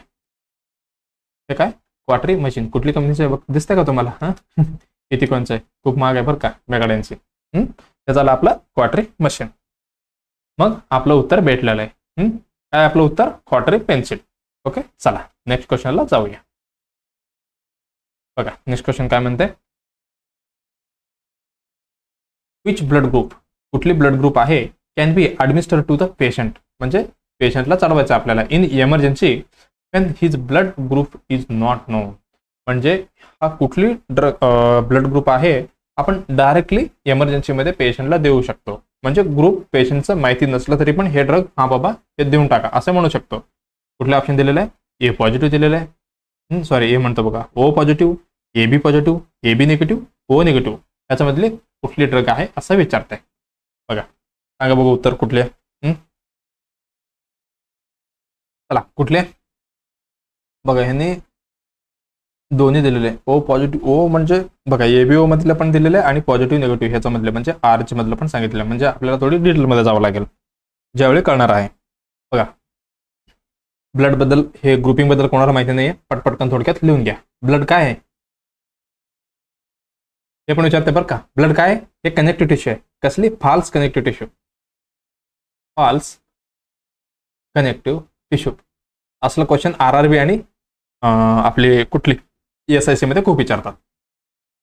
ब्लड काय, फॉल्स कनेक्टिव्ह टिश्यू आहे. आपल्याला काय विचारले, ग्रुप ओळखायचा आपल्याला. हे काय ब्लड ग्रुप, ब्लड ग्रुप किती आहे माहिती आहे का तुम्हाला, कुठले कुठले, ABCD, कुठले ABCC आहे का, नाही ABO, हे आहे आपलं ब्लड ग्रुप. बघा हे डिस्कवर कोणी केलं माहिती आहे का, डिस्कवर हे पण विचारलेलं क्वेश्चन आहे बरं का. कोणी डिस्कवर केलंय, कार्ल लँडस्टेनर, काय पण म्हणू शकता तुम्ही, लँडस्टेनर, फक्त नाव आपल्याला लक्षात ठेवायचं.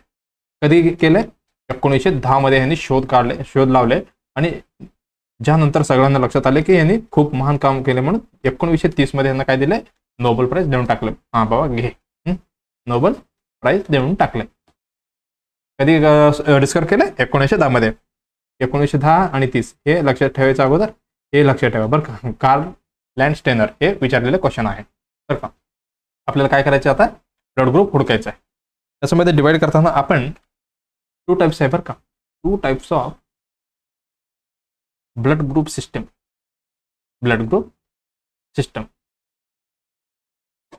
Blood group system. बघा जस्ट आपण काय बघितलं, ब्लड ग्रुप कुठले A B O असं म्हटलंय, पण क्वेश्चन मध्ये काय A B O एवढे पण दिले, पुढे काय लिहिलंय पॉझिटिव्ह आणि निगेटिव्ह पण लिहिलेलं आहे. म्हणजे आपल्याला सगळी बघावं लागेल. आता त्याच्यामध्ये किती 2 सिस्टम आहे. ओके बघा आपण बघूया. पहिली एक कुठली ABO system, ABO blood grouping म्हणू शकतो, ब्लड ग्रुपिंग. आणि अजून कुठला आहे RH सिस्टम, जे निगेटिव्ह पॉझिटिव्ह होते बघा हे RH मध्ये येणार आहे. बी नाही बरं का, हे H आहे, RH. हे RH आणि हे ABO ब्लड ग्रुपिंग. आपण पहिले ABO कडे थोडे जाऊया. बघा ह्याच्यामध्ये काय होणार आहे, अँटीजन. अँटीजन म्हणजेच काय, अग्लुटिनोजन. ग्लुटिनोजन हे काय, हे आरबीसी वरती असणार आहे. हे कुठे भेटणार आहे आपल्याला, फाउंड ऑन आरबीसी सरफेस. जे आपलं आरबीसी आहे, रेड ब्लड सेल, त्याची डोक्यावरती हे बसणार आहे, म्हणजे असणार आहे बरं का, आरबीसी सरफेस वरती. कुठले अँटीजन आणि हे ग्लुटिनोजन. अजून काय असणार आहे, अँटीजन असल्यावर अँटीबॉडी पण असणार. बघा अँटीबॉडी कुठे भेटणार आपल्याला, अँटीबॉडी आणि अग्लुटिनिन. अग्लुटिनिन हे पण लक्षात ठेवा, अग्लुटिनिन हे कुठे भेटणार आहे आपल्याला, फाउंड इन प्लाझ्मामध्ये. प्लाझ्मा म्हणजे आपला प्लाझ्मा, ब्लड, पाणीवाला. प्लाम लिहिलो की आपण, सॉरी कुठे भेटणार आहे, प्लाझ्मामध्ये दिसणार आहे. बघा हे खूप महत्वाचं आहे, हे लक्षात ठेवलं तर तुम्हाला इझिली ब्लड ग्रुपिंग कळणार आहे. अँटीजन आणि एग्लुटिनिन दोन्ही सेमच आहे, फक्त आपण नाव असे म्हटलेलं आहे. अँटीजन आणि एग्लुटिनिन कुठे भेटणार आहे, जे आपलं कुठे हे समजा हे आरबीसी कसं असणार आहे आपलं असे, हे आरबीसी आहे, ज्याचा सरफेसवरती काय भेटणार आहे, हे अँटीजन भेटणार आहे. पण ते कुठे चालणार आहे आरबीसी, आपली प्लाझ्मामध्ये, ब्लड प्लाझ्मामध्ये. जे प्लाझ्मामध्ये काय भेटणार आहे, ही अँटीबॉडी भेटणार. हे झालं आपलं अँटीबॉडी, हे वाटलं आपलं अँटीजन. आपण एबीओ सिस्टम मध्ये मोस्ट आपण फक्त आरबीसी सरफेसवरती जे असतो अँटीजन, ज्याच्यावरती डिसाईड होतंय बरं का. चला आपण थोडक्यात बघूया. बघा इथे लक्षात आले ना तुम्हाला, इथे प्लाझ्मामध्ये काय भेटले आपल्याला, अँटीबॉडी भेटले आणि आरबीसी डोक्यावरती. म्हणजे तुम्हाला लक्षात येणार पटकन, अँटीजन कुठे भेटले, आरबीसीच्या सरफेसवरती बरं का. हे झालं आपलं आरबीसी मधलं पण भेटलं आणि प्लाझ्मा मधलं पण. त्याच्यामध्ये ब्लड ग्रुपिंग मध्ये 2 प्रकार आहे. चला 2 प्रकार म्हणजे रेसिप्रोकल अँटीबॉडी मध्ये म्हणजे रिएक्शन होते का नाही. आपण रेसिप्रोकल नाही, ह्याच्यापेक्षा आपण अगोदर कॉरस्पॉन्डिंग बघूया. कॉरस्पॉन्डिंग अँटीबॉडी, त्याच्यामध्ये काय होणार आहे बघा, अँटीजन आणि अँटीबॉडीचा. काय अँटीबॉडी कुठे भेटणार आहे, प्लाझ्मामध्ये. म्हणून मी सांगितलं, हे लक्षात ठेवा. बघा अँटीबॉडी विच रिॲक्ट म्हणजे रिॲक्ट होणार आहे, रिॲक्ट विथ अँटीजन. बघा हे शॉर्ट फॉर्म लिहिलो बरं का, अँटीबॉडी आणि अँटीजन रिॲक्ट. कॉरस्पॉन्डिंग अँटीबॉडीमध्ये काय होणार आहे, अँटीबॉडी अँटीजन हे दोन्ही काय होणार आहे, रिॲक्शन होणार आहे. म्हणजे एक्झाम्पल काय बघा, हे काय, हे अँटीजन आहे आणि हे काय अँटीबॉडी आहे. हे दोन्ही सेम असलं तर आपल्या बॉडीमध्ये रिॲक्शन होणार आहे. बघा एक्झाम्पल घ्या, माझा ब्लड ग्रुप कुठला आहे, एक्झाम्पल मध्ये ए समजूया. मग आरबीसी सरफेसवरती काय असणार आहे, बघा आरबीसी सरफेसवरती अँटीजन असणार आहे. समजा माझं आरबीसीचा सरफेसवरती ए आहे, म्हणजे हे झालं आपलं ए ब्लड ग्रुप. कशामध्ये, त्याच्यामध्ये ए झालं. बघा हे काय, हे अल्फा आहे, हे कुठं असणार आहे, ही प्लाझ्मामध्ये असणार आहे. हे ए आणि अल्फा हे दोन्ही असलं तर काय होणार आहे, रिॲक्शन होणार आहे. बघा रिॲक्ट होणार आहे, म्हणजे हे बघा आता माझ्या बॉडीमध्ये रिॲक्शन होते का, नाहीये, म्हणजे हे चुकीचं आहे. आपल्या बॉडीमध्ये वेगळं काय आहे, वेगळं काय आहे, यालाच आपण म्हणतो रेसिप्रोकल. Reciprocal antibody. त्याच्यामध्ये काय होणार आहे, अँटीबॉडी विच नॉट रिॲक्ट म्हणजे नॉट रिॲक्ट विथ अँटीजन. बघा एक्झाम्पल काय घ्यायचं आपल्याला, एएमआर आणि ही बीटा. एक्झाम्पल याच्यामध्ये काय घेऊ शकतो, अजून एक बी मध्ये बीटा असलं तर रिॲक्शन होणार आहे. हे ए मध्ये बीटा असलं तर रिॲक्शन नाही होणार. तेच बी ग्रुपमध्ये अल्फा असलं तर रिॲक्शन होणार नाही. म्हणजे हे रिॲक्शन होणार नाही, म्हणजे हे नॉर्मली आपल्यामध्ये ही फंडा असणार आहे. हे कशासाठी सांगितलं, म्हणजे ज्यावेळी आपण बघा इथे रिॲक्शन कधी होणार नाहीये ए आणि बी म्हणजे रेसिप्रोकल अँटीबॉडीमध्ये, हे दुसरी असायला पाहिजे बरं का. आता पेशंट कुठल्या पेशंटला आपण आपण ब्लड दिले तर रिॲक्शन होणार आहे का नाही होणार ह्याच्यामध्ये समजण्यासाठी. कारण क्वेश्चनमध्ये बघा काय होतं, आपण ब्लड ग्रुपच माहिती नाही त्याच्या पेशंटचा, आपण ड्रग देणार आहे म्हणून थोडी डिटेलमध्ये जावं लागलं आपल्याला. ओके, बघा हे काय, अजून एक इम्पॉर्टंट नोट आहे, ब्लड ग्रुप नोट करून घ्या. याच्यामध्ये काय असणार आहे, आपण जे ब्लड ग्रुप हे करतो, ब्लड ग्रुप काय म्हणू शकतो आपण, ब्लड ग्रुपचा निर्धार म्हणजे डिसिजन कसे घेणार आपण, निर्धार कशावरती असणार आहे, आरबीसीचे काय होतं सरफेसवरती, सरफेसवर जे प्रेझेंट असणार आहे, प्रेझेंट असणारे अँटीजनचे द्वारा काय करण्यात येते. हे पण लक्षात ठेवा, अक्षर चांगलं नाही पण लक्षात ठेवा. काय ब्लड ग्रुपचा निर्धार कशावरती असतो, आरबीसीच्या वरती जे प्रेझेन्स असतो अँटीजन त्याच्यावरती. आता समजा हे माझा आरबीसी आहे, त्याच्यावरती ए अँटीजन भेटला तुम्हाला, मग ब्लड ग्रुप ए झाला. हे अँटीजन आहे, ह्याच्यावरती बी भेटला म्हणजे हे बी ब्लड ग्रुप झाला. ह्याच्यामध्ये ए आणि बी दोन्ही भेटलं तुम्हाला म्हणजे हे ए बी ब्लड ग्रुप झाला. आणि ह्याच्यामध्ये काहीच नाही भेटले तुम्हाला म्हणजे काय, हे ओ ब्लड ग्रुप झाला. कळालं का, लक्षात आले ना, मला वाटतं तुम्हाला लक्षात आलं असेल बरं का. परत एकदा सांगतोय बघा, आरबीसी वरती आपली आरबीसी सरफेसवरती जे अँटीजन असतो त्याच्यावरती आपलं ब्लड ग्रुप डिसिजन म्हणजे निर्धार होतो. हे काय, हे आपलं आरबीसी आहे, त्याच्यावरती कुठलं भेटलं आपल्याला, ए भेटला अँटीजन म्हणजे ब्लड ग्रुप काय झाला, ए ब्लड ग्रुप. बी भेटले म्हणून हे बी ब्लड ग्रुप, ए बी भेटले म्हणून ए बी ब्लड ग्रुप, काहीच नाही भेटले तर ओ ब्लड ग्रुप, असे डिसिजन करतो आपण. ओके, चला हेच आहे बघा हे स्लाइड आहे, स्लाइडमध्ये आपण 2 ड्रॉप ब्लड घेतलो आणि ह्याच्यामध्ये अँटीसिरा आपलं एक सोल्युशन असते ते टाकायचं असतं. बघा हे दोन्हीकडे टाकलंय. आता हे आहे ए बी आहे, बघा अँटीसेरा ए इकडे टाकलंय, अँटीसेरा बी इकडे टाकलंय, मग बीचं क्लॉट झालंय म्हणून काय, ही ग्रुप बी आहे. इथे ए वाला एचं अँटीसेरा ए मधलं क्लॉट झालंय म्हणजे हे ग्रुप ए झालं. दोन्हीमध्ये नाही झालं तर ग्रुप ओ झाला, दोन्हीकडे झालं तर ग्रुप ए बी झाला. हे जर तुमचं लक्षात आलं असेल. ओके, आपण एवढी लक्षात ठेवलेलं आहे. आता अजून काय लिहिलं आपण, इम्पॉर्टंट नोट लिहिले होते आपण. आता ब्लड ट्रान्सफ्युजन करणार बरं का, ह्याच्यामध्ये अजून एक नोट पॉईंट लिहून घ्या. कशामध्ये, डोनेशन आणि जे पेशंटचे ब्लड ट्रान्सफ्युजन रिश्यू करत आहे त्याच्यामध्ये खूप इम्पॉर्टंट पॉईंट आहे. हे लक्षात ठेवलं ना तुम्हाला इझिली कळते कुठली पेशंटच्या कुठली ब्लड ट्रान्सफ्युजन ओके होते किंवा रिॲक्शन नाही होणार, कसले द्यायचं तुम्हाला लक्षात येणार बरं का. हे काय, याच्यामध्ये डोनरचे अँटीजन म्हणजे जे आरबीसीच्या वरती होतं, जे बघायचं आपल्याला डोनरचे बरं का.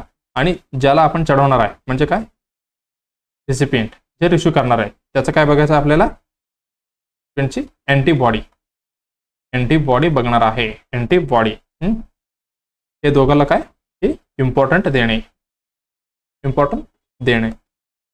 बरं का, ही महत्वाचे आहे. ओके, चला हे झालं आपलं, आपण बघितलं. बघा एबीओ ब्लड ग्रुप्स, हे काय ब्लड ग्रुप ए आहे, हे बी, ए बी आणि एओ. बघा आरबीसी टाईप कुठला आहे, ह्याच्यामध्ये ए दिसले तुम्हाला, याच्यामध्ये बी दिसले, हे ए बी दिसले, हे याच्यामध्ये काहीच नाही दिसले. म्हणजे अँटीबॉडीज इन प्लाझ्मामध्ये काय असणार आहे, इथे ए आहे म्हणजे अँटी बी असणार आहे बरं का. आणि त्याच्यामध्ये बी आहे म्हणजे अँटी ए, म्हणजे याच्यामध्ये अल्फा असणार आहे का, नाही, याच्यामध्ये बीटा असणार. याच्यामध्ये काय असणार, याच्यामध्ये अल्फा असणार, अँटी ए. याच्यामध्ये काय आहे, याच्यामध्ये काहीच नाही आहे, निर्लय आहे. आणि ग्रुप ए मध्ये अँटी बी पण आहे, अँटी ए पण आहे. म्हणून हे प्लाझ्मा म्हणजे ब्लडमध्ये आरबीसी वरती काय होतं बघा, आरबीसी वरती अँटीजन ए आहे म्हणून हे ए ब्लड ग्रुप झाला, हे बी आहे म्हणून हे बी ब्लड ग्रुप झाला, हे दोन्ही आहे म्हणून ए बी, याच्यामध्ये काहीच नाही म्हणून ओ. ओके, रिपीट झाल्यामुळे तुम्हाला परफेक्ट होते बरं का. हे बघा हे स्क्रीनशॉट घेऊन ठेवा, मी स्वतः बनवलेलं आहे. बघा ब्लड ग्रुप्स काय आहे आणि पर्सेंटेज आणि अँटीजन आणि अग्लुटिनेजन ऑन आरबीसी सरफेसवरती. आणि अँटीबॉडी कुठं असणार आहे, प्लाझ्मामध्ये. कॅन डोनेट ब्लड टू आणि कॅन रिश्यू ब्लड फ्रॉम, म्हणजे हे काय झालं, हे डोनर झाला बरं का. आणि हे पेशंट जो रिश्यू करतो. बघा ए ब्लड ग्रुप हे आहे, याचे आपलं पॉप्युलेशनमध्ये 25% असणार आहे. आणि अँटीजन काय असणार आहे, याच्यामध्ये सरफेसवरती ए दिसणार आहे. आणि अँटीबॉडीमध्ये प्लाझ्मामध्ये अँटीबॉडी अल्फा आणि बीटा दिसणार आहे. हे donor can donate blood to, हे कोणाला ब्लड देऊ शकतो, ए ला देऊ शकतो आणि ए बीला. कोणाकडनं घेऊ शकतो हे पेशंट, ए आणि ओ मधनं. बीचं 25% आहे, त्याची सरफेसवरती काय असणार आहे, अँटीजन बी. अँटीबॉडीमध्ये अल्फा असणार आहे. आणि ती कोणाला ब्लड देऊ शकतो, बी आणि ए बीला देऊ शकतो. कोणाकडनं घेऊ शकतो, बी आणि ओ कडनं. हे काय ए बी हे रेअर आहे बरं का, म्हणजे फक्त 6% भेटणार, म्हणजे 100 जणांमध्ये फक्त 6 जण भेटणार तुम्हाला ए बी वाले. त्याच्यामध्ये सरफेसवरती ए बी आहे, अँटीबॉडी काहीच नाहीये, म्हणजे नील आहे. हे A B only can donate, फक्त ए बी वाल्यांना देऊ शकतो. आणि कोणाकडनं रिसिव्ह करू शकतो, A B O universal receiver आहे, म्हणजे सगळ्याकडनं हे ब्लड घेऊ शकतो हे पेशंट. कारण त्याच्यामध्ये अँटीबॉडीज नाहीये, म्हणजे रिॲक्शन होणारच नाहीये ना, म्हणून हे सगळे पेशंटची ब्लड म्हणजे सगळी ब्लड ग्रुपची ब्लड घेऊ शकतो. म्हणून तुम्हाला जे रेसिप्रोकल आणि करस्पॉन्डिंग अँटीबॉडीचं मी सांगितलं मुद्दा बरं का, म्हणून तुम्हाला लक्षात आलं येते. युनिव्हर्सल रिसिव्हर आणि ओ हे मोस्ट कॉमन आहे, म्हणजे 100 जणांमध्ये 44 जणांना भेटणार आहे मॅक्झिमम. हे झालं ओ. आणि ह्याच्यामध्ये अँटीजन काय आहे का, सरफेसवरती नाहीये. अँटीबॉडी बघा अल्फा पण आहे, बीटा पण आहे. बघा कॅन डोनेट हे सगळ्यांना देऊ शकतो. बघा कुठली, ओ ब्लड ग्रुपवाला युनिव्हर्सल डोनर आहे, या कोणी पण घेऊन जावा असे. ओ ए बी सर्वांना. पण त्यांना ज्यावेळी ओ पॉझिटिव्ह म्हणजे ओ ब्लड ग्रुपची पेशंट असणार, त्यांना फक्त कोणाची रिसिव्ह असणार आहे, रिसिव्ह करणार त्यांनी फक्त ओच पाहिजे. बरं का, म्हणजे ओ ब्लड ग्रुपवाला सगळ्यांना देऊ शकतो, पण स्वतःला काय पाहिजे, फक्त ओच पाहिजे. हे 2 स्टार मार्क करून ठेवा. युनिव्हर्सल रिसिव्हर कोण, ए बी वाला. युनिव्हर्सल डोनर कोण, ओ वाला. हे झालं आपलं. आता तर आपल्याला भेटले, म्हणजे युनिव्हर्सल डोनर काय आहे, ओ. मग आपलं एक उत्तर भेटले. बघा कुठे आहे आपल्याला युनिव्हर्सल, आपण डोनर ओळखतो. आपल्याला ए बी आहे का, नाही, ए बी नाहीये, हे दोन्ही गेला. मग ओ तर भेटलेलं आहे आपल्याला उत्तर, पण पॉझिटिव्ह का निगेटिव्ह असं विचारलंय.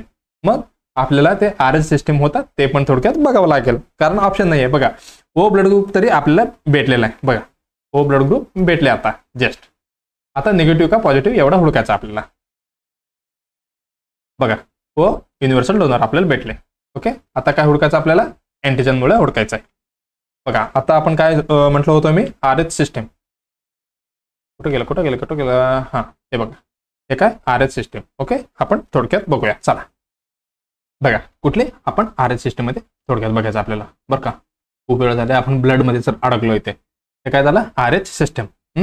RH ह्याच्यामध्ये 2 प्रकार असते, RH पॉझिटिव्ह आणि RH निगेटिव्ह. दोनच होते ना, बरं. RH पॉझिटिव्ह आणि RH निगेटिव्ह. बघा RH पॉझिटिव्ह जे पेशंट असतो त्याच्यावरती एक अँटीजन आहे, कुठली, डी अँटीजन असणार आहे. कुठे असणार, हे पण आरबीसीच्या डोक्यावरती. म्हणजे डी अँटीजन कुठे असणार आहे, अपॉन आरबीच्या सरफेसवरती. आरबीसीच्या सरफेसवरती असणार आहे. ही पॉझिटिव्ह झालं. ज्यावेळी डी अँटीजन नसते, not having D antigen, not having D antigen on, कुठे नसणार आहे, आरबीसीच्या सरफेसवरती नसेल तर त्याला आपण RH निगेटिव्ह म्हणायचं आहे बरं का. हे झालं आपलं RH पॉझिटिव्ह आणि RH निगेटिव्हची बरं का. हे झालं आपलं अँटीजन मध्ये. बघा हे झालं अँटीजन. आता अजून काय होतं, रेसिप्रोकल आणि करस्पॉन्डिंग मध्ये अँटीबॉडी पण महत्वाचं होतं बरं का. रिएक्शन होत होते ना. बघा त्याच्यामध्ये नॉट किंवा नो अँटीबॉडी, बघा नो अँटीबॉडी आर फाउंड, याचा oppose body in RH positive किंवा RH निगेटिव्ह मध्ये काय नसणार आहे, पर्सन मध्ये, against D antigen. D antigen बघा काय म्हटलो मी, नॉट अँटीबॉडी, ह्याचा अपोजिट अँटीबॉडी नसणार आहे RH पॉझिटिव्ह आणि RH निगेटिव्ह पेशंट मध्ये. पण ज्यावेळी प्रोड्यूस होऊ शकते, ज्यावेळी तुम्ही कुठल्या पण पेशंटला फर्स्ट एक्सपोजर मध्ये जे RH निगेटिव्ह पेशंट आहे, ज्यावेळी तुम्ही ज्या पेशंटला RH पॉझिटिव्हचा ड्रग आपण इंजेक्ट करतो किंवा ट्रान्सफ्युजन करतो, ज्यावेळी पेशंटमध्ये काय सुरू होणार आहे, याची अँटीबॉडी तयार होऊन बसणार आहे फर्स्ट टाइम मध्ये बरं का, फर्स्ट एक्सपोजर मध्ये. हे पण लिहून ठेवा, महत्वाचं आहे. अँटीबॉडी अगेन्स्ट द कुठली, आपली D antigen. D antigen has been formed, कधी फॉर्म होते, फर्स्ट टाइम आपण दिल्यावर. Has been formed in the RH negative RH negative percentage होणार आहे बरं का, पॉझिटिव्ह मध्ये नाही होणार, कारण ऑलरेडी त्याच्यामध्ये काहीच रिएक्शन होणारच नाही आहे ना. RH निगेटिव्ह पर्सन कधी during their first transfusion, their first blood transfusion मध्ये, BT ट्रान्सफ्युजन, ते पण कुठली RH पॉझिटिव्ह ब्लड. कळालं तुम्हाला लक्षात, म्हणजे रिॲक्शन होणार नाही एवढी लक्षात घ्यायचं आपल्याला. हे झालं. बघा अजून एक आपण RH निगेटिव्ह बद्दल थोडक्यात बघूया. हे काय RH blood group, RH system. बघा ब्लड ग्रुप कुठले कुठले, RH पॉझिटिव्ह आणि निगेटिव्ह. बघा पॉझिटिव्हचं किती टक्के, 85, निगेटिव्हच्या 15. पॉझिटिव्ह मध्ये डी अँटीजन असणार आहे कुठे, RBCच्या डोक्यावरती, इथे नसणार आहे बरं का. अँटीबॉडी प्लाझ्मामध्ये हे दोन्हीमध्ये काहीच अँटीबॉडी नसतात. कधी सुरू तयार होते, ज्यावेळी RH निगेटिव्ह पेशंटला आपण RH पॉझिटिव्हचा ब्लड ट्रान्सफ्युजन करतो, ज्यावेळी फर्स्ट तयार होणार आहे. Okay. Can donate blood to RH positive वाले कोणाला देऊ शकते ब्लड, फक्त RH पॉझिटिव्ह वाल्यांना देऊ शकते. पण RH निगेटिव्ह वाले RH पॉझिटिव्हला पण देऊ शकतो, निगेटिव्हला पण देऊ शकतो. म्हणून काय हे युनिव्हर्सल डोनर झाले, म्हणजे घ्या बाबा घेऊन जावा.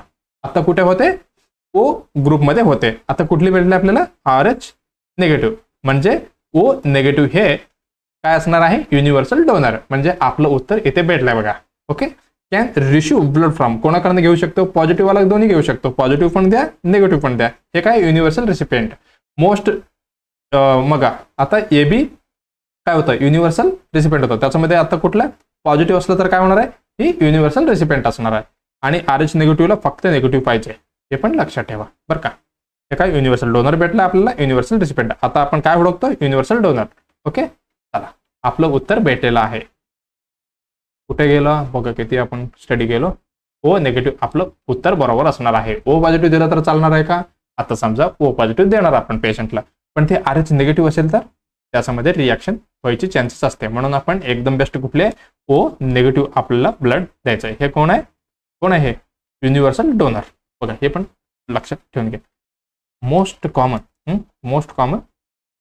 म्हणू शकतो आपण, मोस्ट कॉमन ब्लड ग्रुप कुठले, most common blood group O positive असणार आहे. आणि रेअर कुठलं असणार आहे, AB negative. AB negative most common blood group O positive असणार आहे. खूप कमी संख्या AB निगेटिव्ह वाल्यांचं असणार आहे बरं का. आणि युनिव्हर्सल कोण होता, डोनर. आणि युनिव्हर्सल डोनर कोण, ते सगळ्यांना देऊ शकतो, घ्या बाबा ब्लड म्हणून, O निगेटिव्ह वाला. हे उत्तर आपलं बरोबर असणार आहे. आणि रिसिपियंट, हा बाबा द्या मला सगळ्यांनी, हे कोण असणार आहे, सगळं चालणार आहे ह्याला, AB पॉझिटिव्ह वाला. मग आपलं उत्तर भेटलेलं आहे चौथा. ओके. चला नेक्स्ट क्वेश्चनला जाऊया, पटपटकन संपूया. काय म्हणते next question, what is the therapeutic blood lithium level. Lithium level विचारलेलं आपल्याला इन द बॉडी, ते पण कुठली, थेरॉपॅटिक ब्लड. आपण लास्ट क्लासमध्ये काय बघितलं, लिथियमचं. लिथियम काय, कुठल्या फॉर्ममध्ये होते असले वगैरे विचारले ना. बघा लिथियम बद्दल, की लिथियम काय, हे ड्रग ऑफ चॉईस आहे. कशा कशामध्ये सांगा बघू. मी लास्टमध्ये सांगितलं, एक सांगितलं BPD, दुसरं सांगितलं मेनिया. मेनियामध्ये पण कुठले, क्रोनिक मेनिया, एक्यूट मेनिया नाही का बरं का. एक्यूट मेनियाचे वेगळे ड्रग ऑफ चॉईस असते. हे क्रोनिक मेनिया हे झालं, BPD झालं. आणि प्रोफिलॅक्सिस ऑफ BPD म्हणा. BPD म्हणजे आपले बायपोलर डिसऑर्डर. आणि किमोथेरपी असणार आहे कुठल्यामध्ये बघा, किमोथेरपी इंड्युस्ड ल्युकोसाइटोपेनिया.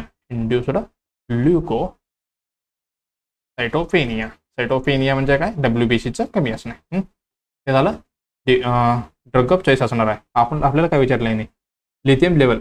बघा लिथियम लेवल लक्षात ठेवण्यासाठी आपल्याला कुठली पाडा यायला पाहिजे, 2चं नाही 4चं यायला पाहिजे. 4 1 4, 4 2 8, 4 3 12, 4 चौके 16. हे तुम्हाला येत असेल तर ही लिथियमची खूप इझी आहे. बघा चला आपल्याला अप्लाय करायचं आहे. त्याच्यामध्ये 3 प्रकार असते. कुठली, प्रोफिलॅक्सिस रेंज किंवा नॉर्मल लेवल आपण बघणार आहे, प्रोफिलॅक्सिस रेंज. आणि दुसरं कुठला, थेरॉपॅटिक रेंज. शेवटचं काय असणार आहे, टॉक्झिसिटी. हा बाबा टॉक्झिसिटी म्हणजे खूप झाले ड्रग, हे झाले टॉक्झिसिटी.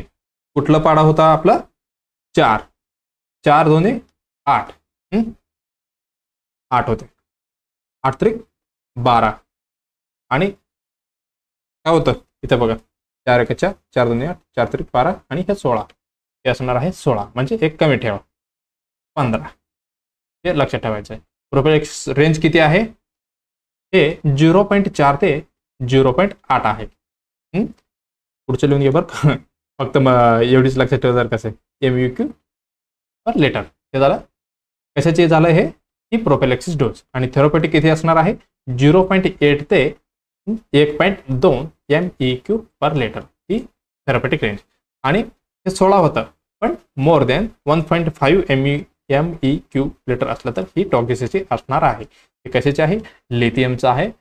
पटकन लक्षात ठेवा आणि कुठे पण लिहून ठेवा ही इम्पॉर्टंट आहे मॅक्झिमम विचारलेलं आहे लिथियम बद्दल बरं का. हे झालं लिथियम बद्दल आपली रेंज. लिथियमची मोस्ट कॉमन साईड इफेक्ट पण विचारलेला बरं का. लिथियमची मोस्ट कॉमन साईड इफेक्ट कुठली आहे most common side effect first nausea vomiting असेल तर टिक करायचं आपल्याला. हे दोन्ही नाही भेटले तर ट्रेमर्स ही ऑप्शन भेटलं तर ही बरोबर असणार आहे. फर्स्ट कुठली नोजिया वॉमिटिंग बरं का. आणि लिथियमचा साईड इफेक्ट कसं मेन्शन करतो आपण लिथियम्स लिहून टाकतो आपण लिथियम हे काय लिथियम. लिथियम म्हणजे काय ल्युकोसाइट. ल्युकोसाइट म्हणजे काय आपली WBC. WBC काय होणार आहे sorry lysis WBC increase. I म्हणजे इन्क्रीज आणि ट्रिमर्स पण ट्रिमर्स मोस्ट कॉमन मध्ये सेकंड आहे बरं का ट्रिमर्स. हे झालं ट्रिमर्स. H म्हणजे काय हायपोथायरॉइडिझम. हायपोथायरॉइडिझम म्हणजे काय असणार आहे T3 T4 लेवल कमी असणार आहे हायपोथायरॉइडिझम. हे झालं हायपोथायरॉइडिझम. हे काय असणार आहे इन्क्रीज होणार आहे. आणि यू मध्ये काय युरिन इन्क्रीज युरिन. हायपोथायरॉइडिझम झालं आणि इन्क्रीज युरिन. आणि M म्हणजे काय मदर. मदरमध्ये द्यायचं नाहीये हे लक्षात ठेवा. मदरमध्ये द्यायचं नाही कारण हे कुठली ड्रग आहे ही टेरोटोजेनिक ड्रग आहे. टेरोटोजेनिक म्हणजे प्रेग्नन्सी मदरमध्ये द्यायचं नसते. काय कॉज करू शकतं हे एस्ट्रिन एनोमली हे कॉज करू शकतं बरं का. म्हणजे काय ट्रायकस्पाइड ॲट्रेसिया हे पण लक्षात ठेवा. हे साईड इफेक्ट हे लक्षात नाही ठेवलं तरी चालेल पण हे लक्षात ठेवा. Most common side effect of लिथियमची कुठली नोजिया आणि वॉमिटिंग ते नसेल तर ट्रेमर्स हे असणार आहे बरं का. हे झालं. आणि अजून थोडक्यात लिथियम कसे एक्सरेट होतो हे पण बरं का. लिथियम क्लासमध्ये सांगितलं होतं मी तरी पण थोडक्यात कंप्लीट करू. एक्सरेट कसं होते किडनीने. मग किडनीने होत असेल तर आपल्याला बिफोर ड्रग द्यायच्या अगोदर काय चेक करायचं आहे काय चेक करायचं आहे मग RFT चेक करावं लागेल. आणि अजून एक आहे ह्याची इफेक्ट कधीपासून सुरू होणार आहे हे पण विचारलेलं क्वेश्चन आहे बरं का. स्टार मार्कर आहे. इफेक्ट काय म्हणू शकतो इफेक्ट स्टार्ट ऑफ लिथियम कधीपासून सुरू होते. आता समजा मी गोळी घेतलो एक पॅरासिटामॉलचे एक्झाम्पल सांगतो. फिवर कधी कमी होणार असे विचारते त्यांनी म्हणजे इफेक्टिव्ह कधी असणार आहे हे 1 to 2 वीक मध्ये इफेक्टिव्ह असणार आहे बरं का. हे पण झालं. आता किडनी झालं त्याच्या अगोदर आपल्याला RFT चेक करायचं आणि सोडियम मॉनिटर करायचं बरं का. हे पण लक्ष ठेवा सोडियम मॉनिटर हे सगळे आपलं नर्सेसचे काम आहे. पण हे झालं ह्याचे. आणि प्रायोरिटी काय टॉक्झिसिटी वगैरे झालं तर टॉक्झिसिटीमध्ये काय IV फ्लुइड्स आणि IV फ्लुइड्स हे करायला पाहिजे. आणि बेस्ट काय त्याच्यामध्ये टॉक्झिसिटीमध्ये म्हणतो मी हिमोडायलिसिस सगळं काढून टाकायचं. लिथियम लेवल हिमोडायलिसिस हे झालं लिथियम बद्दल बरं का. मग आपल्याला काय विचारलं होतं बघा थेरोपेटिक रेंज विचारले. थेरोपेटिक रेंज कुठे आहे हे प्रोफिलॅक्सिस आहे. हे थेरोपेटिक रेंज आहे. थेरोपेटिक रेंज किती आहे 0.8 to 1.2 आहे का ऑप्शनमध्ये 1 ते 3 नाही हे पण नाही 0.8 to 1.2. मग आपलं उत्तर तिसरा बरोबर असणार आहे. हे पण चुकलं मग तिसरं उत्तर बरोबर. चला नेक्स्ट. हे बघा लिथियम कुठल्या फॉर्म मध्ये येतं हे पण विचारलंय बरं का. कार्बोनेट ह्याचं उत्तर होतं हे पण लक्षात ठेवा. हे काय लिथियम कार्बोनेट 300 mg मध्ये येते. चला बघा नेक्स्ट काय म्हटलेलं आहे the nurse is a preparing plan care prepare करताय client with DMI diabetic mellitus आहे who has a hyperglycaemia. Hyperglycaemia म्हणजे काय खूप RBC आपलं शुगर लेवल वाढलेलं आहे. The nurse place priority on which client problem. कुठली प्रॉब्लेमला प्रायोरिटी द्यायचं आहे. लॅक ऑफ नॉलेज बघा लॅक ऑफ नॉलेज हे काय लॉंग टर्म प्रॉब्लेम आहे. लॉंग टर्म प्रॉब्लेम आहे त्याला आपण लवकर प्रायोरिटी द्यायला पाहिजे का? नाही. आपण बघूया दुसरी काय, हे पण होल्डवर ठेवा. इनएड्युकेट फ्लुइड व्हॉल्यूम. बघा बघा हायपरग्लायसेमियामध्ये काय होणार आहे? हायपरग्लायसेमिया हाय ब्लड शुगर असणार आहे. याच्यामध्ये काय होतं? हायपरग्लायसेमिया असेल तर ऑस्मोटिक डायरोसिस. म्हणून काय डायबिटिक पेशंट कुठे जास्त टॉयलेटला ऑस्मोटिक डाययुरेसिस होणार आहे. म्हणजे आपली एक्सेसिव्ह युरिनेशन असणार आहे. एक्सेसिव्ह युरिनेशन. मग एक्सेसिव्ह युरिनेशन केलं तर बॉडीमध्ये फ्लुइड राहणार आहे का? नाहीये. मग पेशंट काय होणार? डिहायड्रेशन मध्ये होऊ शकतो. हायड्रेशन मध्ये जाऊ शकते. हे झालं. त्यांनी काय म्हणाले? इनएड्युकेट फ्लुइड व्हॉल्यूम. त्यांनी पाणी कमी पिते म्हणे. मग हे चुकीचं आहे ना? चुकीचं आहे. आपण ब्लड व्हॉल्यूम द्यायला पाहिजे. बघा हे काय झालं? डिहायड्रेशन झालं बरं का. त्याच्यामध्ये आपण काय म्हणू शकतो? फ्लुइड व्हॉल्यूम डेफिसिट झालं. फ्लुइड व्हॉल्यूम काय झालं? डेफिसिट झालं म्हणजे कमी झालं. त्याच्यामध्ये काय होणार आहे? इलेक्ट्रोलाइट इम्बॅलन्स होणार आहे बरं का. इलेक्ट्रोलाइट इम्बॅलन्स होणार आहे कारण पाणीमध्ये सोडियम हे सगळे जातो बरं का. हे झालं इलेक्ट्रोलाइट इम्बॅलन्स. आणि फ्लुइड व्हॉल्यूम कमी झालं तर रिस्क ऑफ शॉक पण असते. Risk of shock. हे दोन्ही आपल्याला ट्रीट करायचंच आहे. म्हणून आपल्याला इनएड्युकेट व्हॉल्यूम ठेवायचं नाहीये. एड्युकेट ठेवायचं आहे. हे आपण प्रायोरिटी देऊ शकतो. पण होल्डवर ठेवूया. पुढचे बघूया. ते काय? Compromised family coping. कोपिंग म्हणजे फॅमिलीमध्ये वाद घेत असेल तर. आता हे गरजेचं आहे का? नाही. हे पण तेवढी बघा फॅमिली सपोर्ट तरी पाहिजेच पेशंटला. फॅमिली सपोर्ट तर पाहिजे. असं कोपिंग गिपिंग असेल तर भांडण गिंडण असेल तर नाही. तर काय हे चुकलं आपलं. इनएड्युकेट कन्झम्पशन ऑफ न्यूट्रिएंट. बघा आता लगेच लक्ष द्यायचं नाहीये. हे पण काय? हे पण लॉंग टर्मचं आहे. त्यांना सांगू शकतो आपण, ॲडवाइस देऊ शकतो डाएटची. हे नसणार आहे. हे फॅमिली कोपिंग पण नाही. लॅक ऑफ नॉलेज आहे. हे पण लॉंग टर्म झालं. मग हे पण चुकलं आपलं. मग उत्तर दुसरी बरोबर असणार आहे. इनएड्युकेट फ्लुइड व्हॉल्यूम. कारण आपल्याला फ्लुइड व्हॉल्यूम मेंटेन करायचं आहे. म्हणजे काय म्हणू शकतो आपण? हे लाईफ थ्रेटनिंग कंडिशन होऊ शकतो. कुठे लाईफ थ्रेटनिंग कंडिशन होऊ शकते बरं का. कंडिशन हे झालं.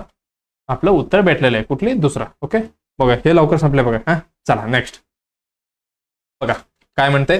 Which type of hepatitis. बघा which type of hepatitis is transmitted by the faeco oral route. Faeco oral रूटने कुठले जाते असं म्हणते. वाया कंटॅमिनेटेड फूड म्हणा. कुठली फूड आलं आणि वॉटर आलं. Or direct contact with the infected person. Option काय काय दिलं? हेपॅटायटिस ए, हेपॅटायटिस बी, हेपॅटायटिस सी, हेपॅटायटिस डी, अजून एक लिहून घ्या हेपॅटायटिस ई. बघा सांगा उत्तर. हे पाचवा ऑप्शन हेपॅटायटिस बद्दल. आपण हेपॅटायटिस कडे किती 0 मिनिटात जाऊन यायचं आहे कारण आपल्याकडे टाइम खूप झालाय. हेपॅटायटिस म्हणजे काय? टायटिस आलं म्हणजे इन्फ्लामेशन. इन्फ्लामेशन कशाची? आपल्या हेपॅटिक सेलची बरं का. ह्याच्यामध्ये 2 प्रकार असते हेपॅटायटिसमध्ये. कुठले? एक इन्फेक्टिव्ह, एक नॉन इन्फेक्टिव्ह. इन्फेक्टिव्ह मध्ये कुठलं इन्फेक्टिव्ह असणार आहे?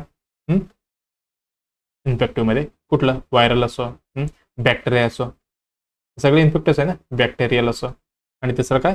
फंगल. हे सगळे याच्यामध्ये येते. आणि नॉन इन्फेक्टिव्ह मध्ये ऑटो इम्युनिटी म्हणा. Auto immunity. अजून कुठली येऊ शकते? हेपॅटायटिक ड्रग्स म्हणा. लिव्हरला खूप एफेक्ट करतो. एक्झाम्पल कुठली? मोस्ट आपली पॅरासिटामॉल, डोलो 650. हेपॅटोटॉक्सिक ड्रग. झालं. त्याच्यामध्ये लक्षात ठेवा हे व्हायरल आहे ना. हे मोस्ट कॉमन आहे बरं का. Most common type of hepatitis विचारल्यावर व्हायरल हेपॅटायटिस. कुठली? Viral hepatitis. आपण थोडक्यात बघूया व्हायरल हेपॅटायटिस कुठले प्रकार आहे. एक लिहूया.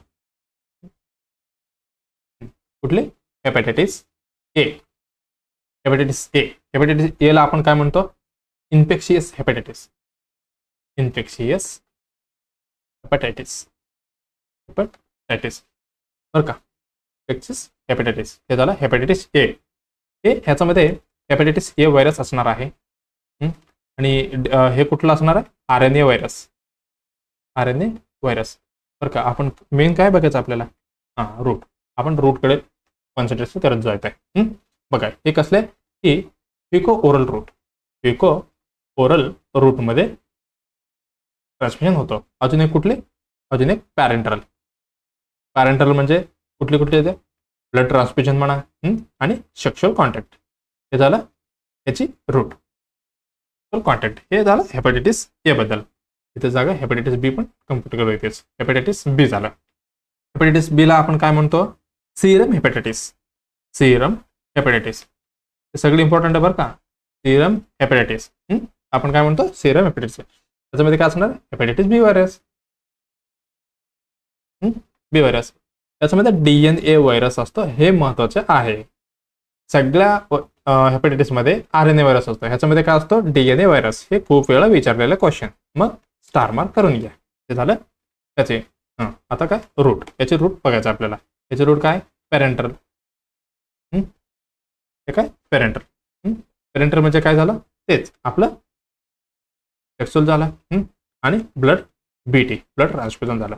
अजून काय म्हणू शकतो आपण, व्हर्टिकल म्हणजे आईमधनं मुलाकडे येते बघा ते. डायरेक्ट तेच मदर टू ते बेबीकडे ट्रान्सफर होते. हे झालं ह्याची. आता काय राहिलं, हेपॅटायटिस सी. हेपॅटायटिस सी हे मोस्ट डेंजर आहे बरं का. त्याला आपण काय म्हणतो, पोस्ट ट्रान्सफ्युजन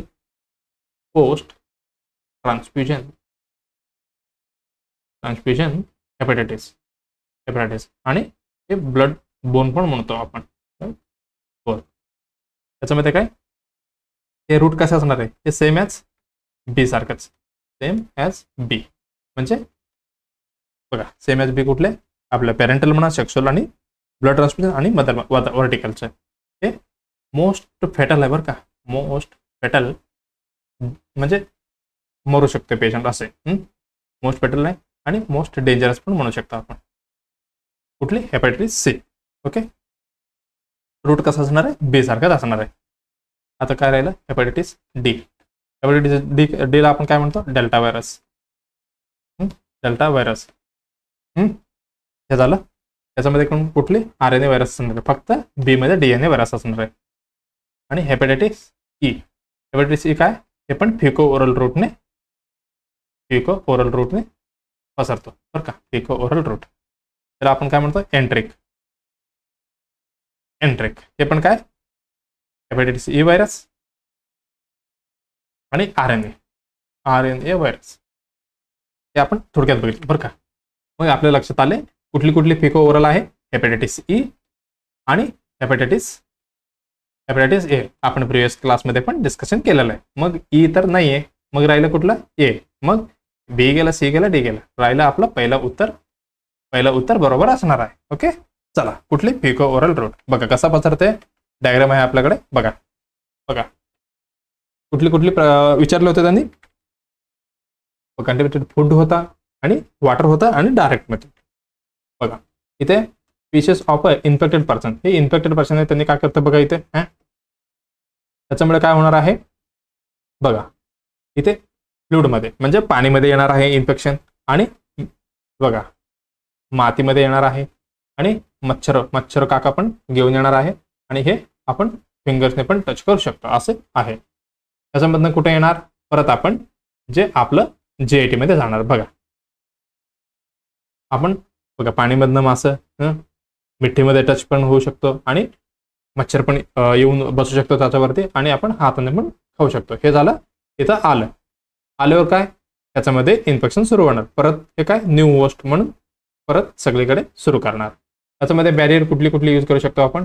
बघा ह्याच्यामध्ये टॉयलेट बॅरियर, इथंपर्यंत टॉयलेट बॅरियर यूज करू शकतो. बघा फ्लूइडमध्ये आणि मातीमध्ये आणि प्लाइजमध्ये. ते आपण टॉयलेट आपले वॉशरूम वगैरे यूज केलं तर असे पसरणार नाहीये. आता राहिलं कुठलं, की फिंगरचे कसे आपण हे करू शकतो, की हायजीन आणि हँड वॉशिंगमध्ये आपण वॉशिंग बॅरियरमध्ये हे करू शकतो. आणि पाणीचा सेफ वॉटर बॅरियरमध्ये आपण बंद करू शकतो. म्हणजे बॅरियर म्हणजे काय, ज्याला अडथळा निर्माण करायचं बरं का. हे झालं ह्याची फिको ओरल रूट बद्दल. ओके, चला नेक्स्ट क्वेश्चन बघूया.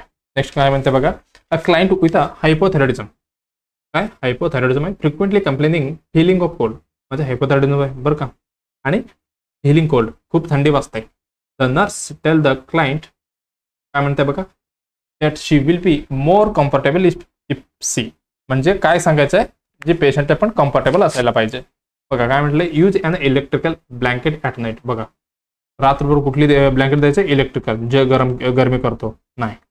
आणि दुसरं काय, dresses in extra layer of clothing, थोडी 2-3 ड्रेसेस किंवा आपली काहीतरी पांघरूण वगैरे द्यायचं आहे पेशंटला. आणि apply heating pad to her feet. बघा हिटिंग पॅड लावायचं म्हणे कुठे, पायाला. आणि take a hot bath morning and evening.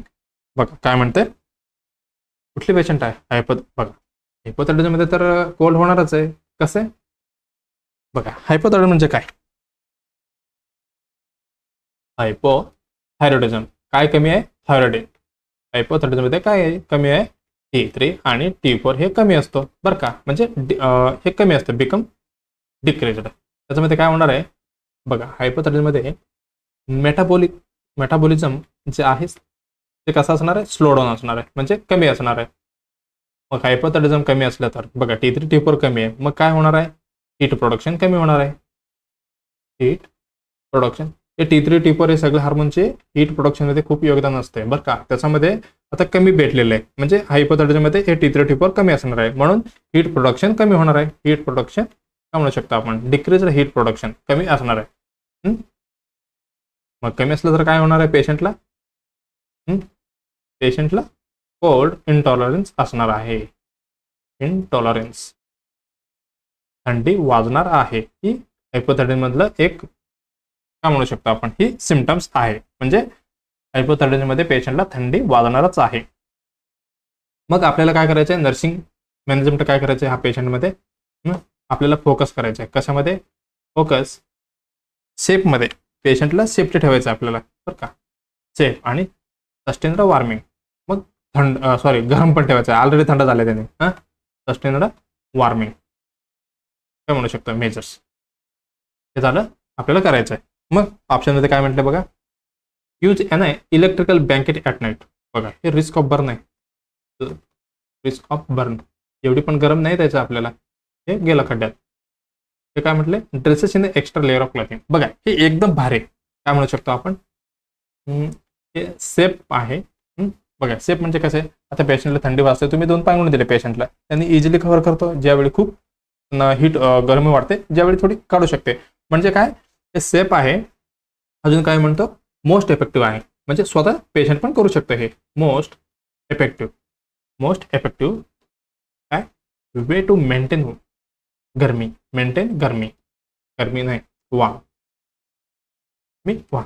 म्हणजे क्लायंट कॅन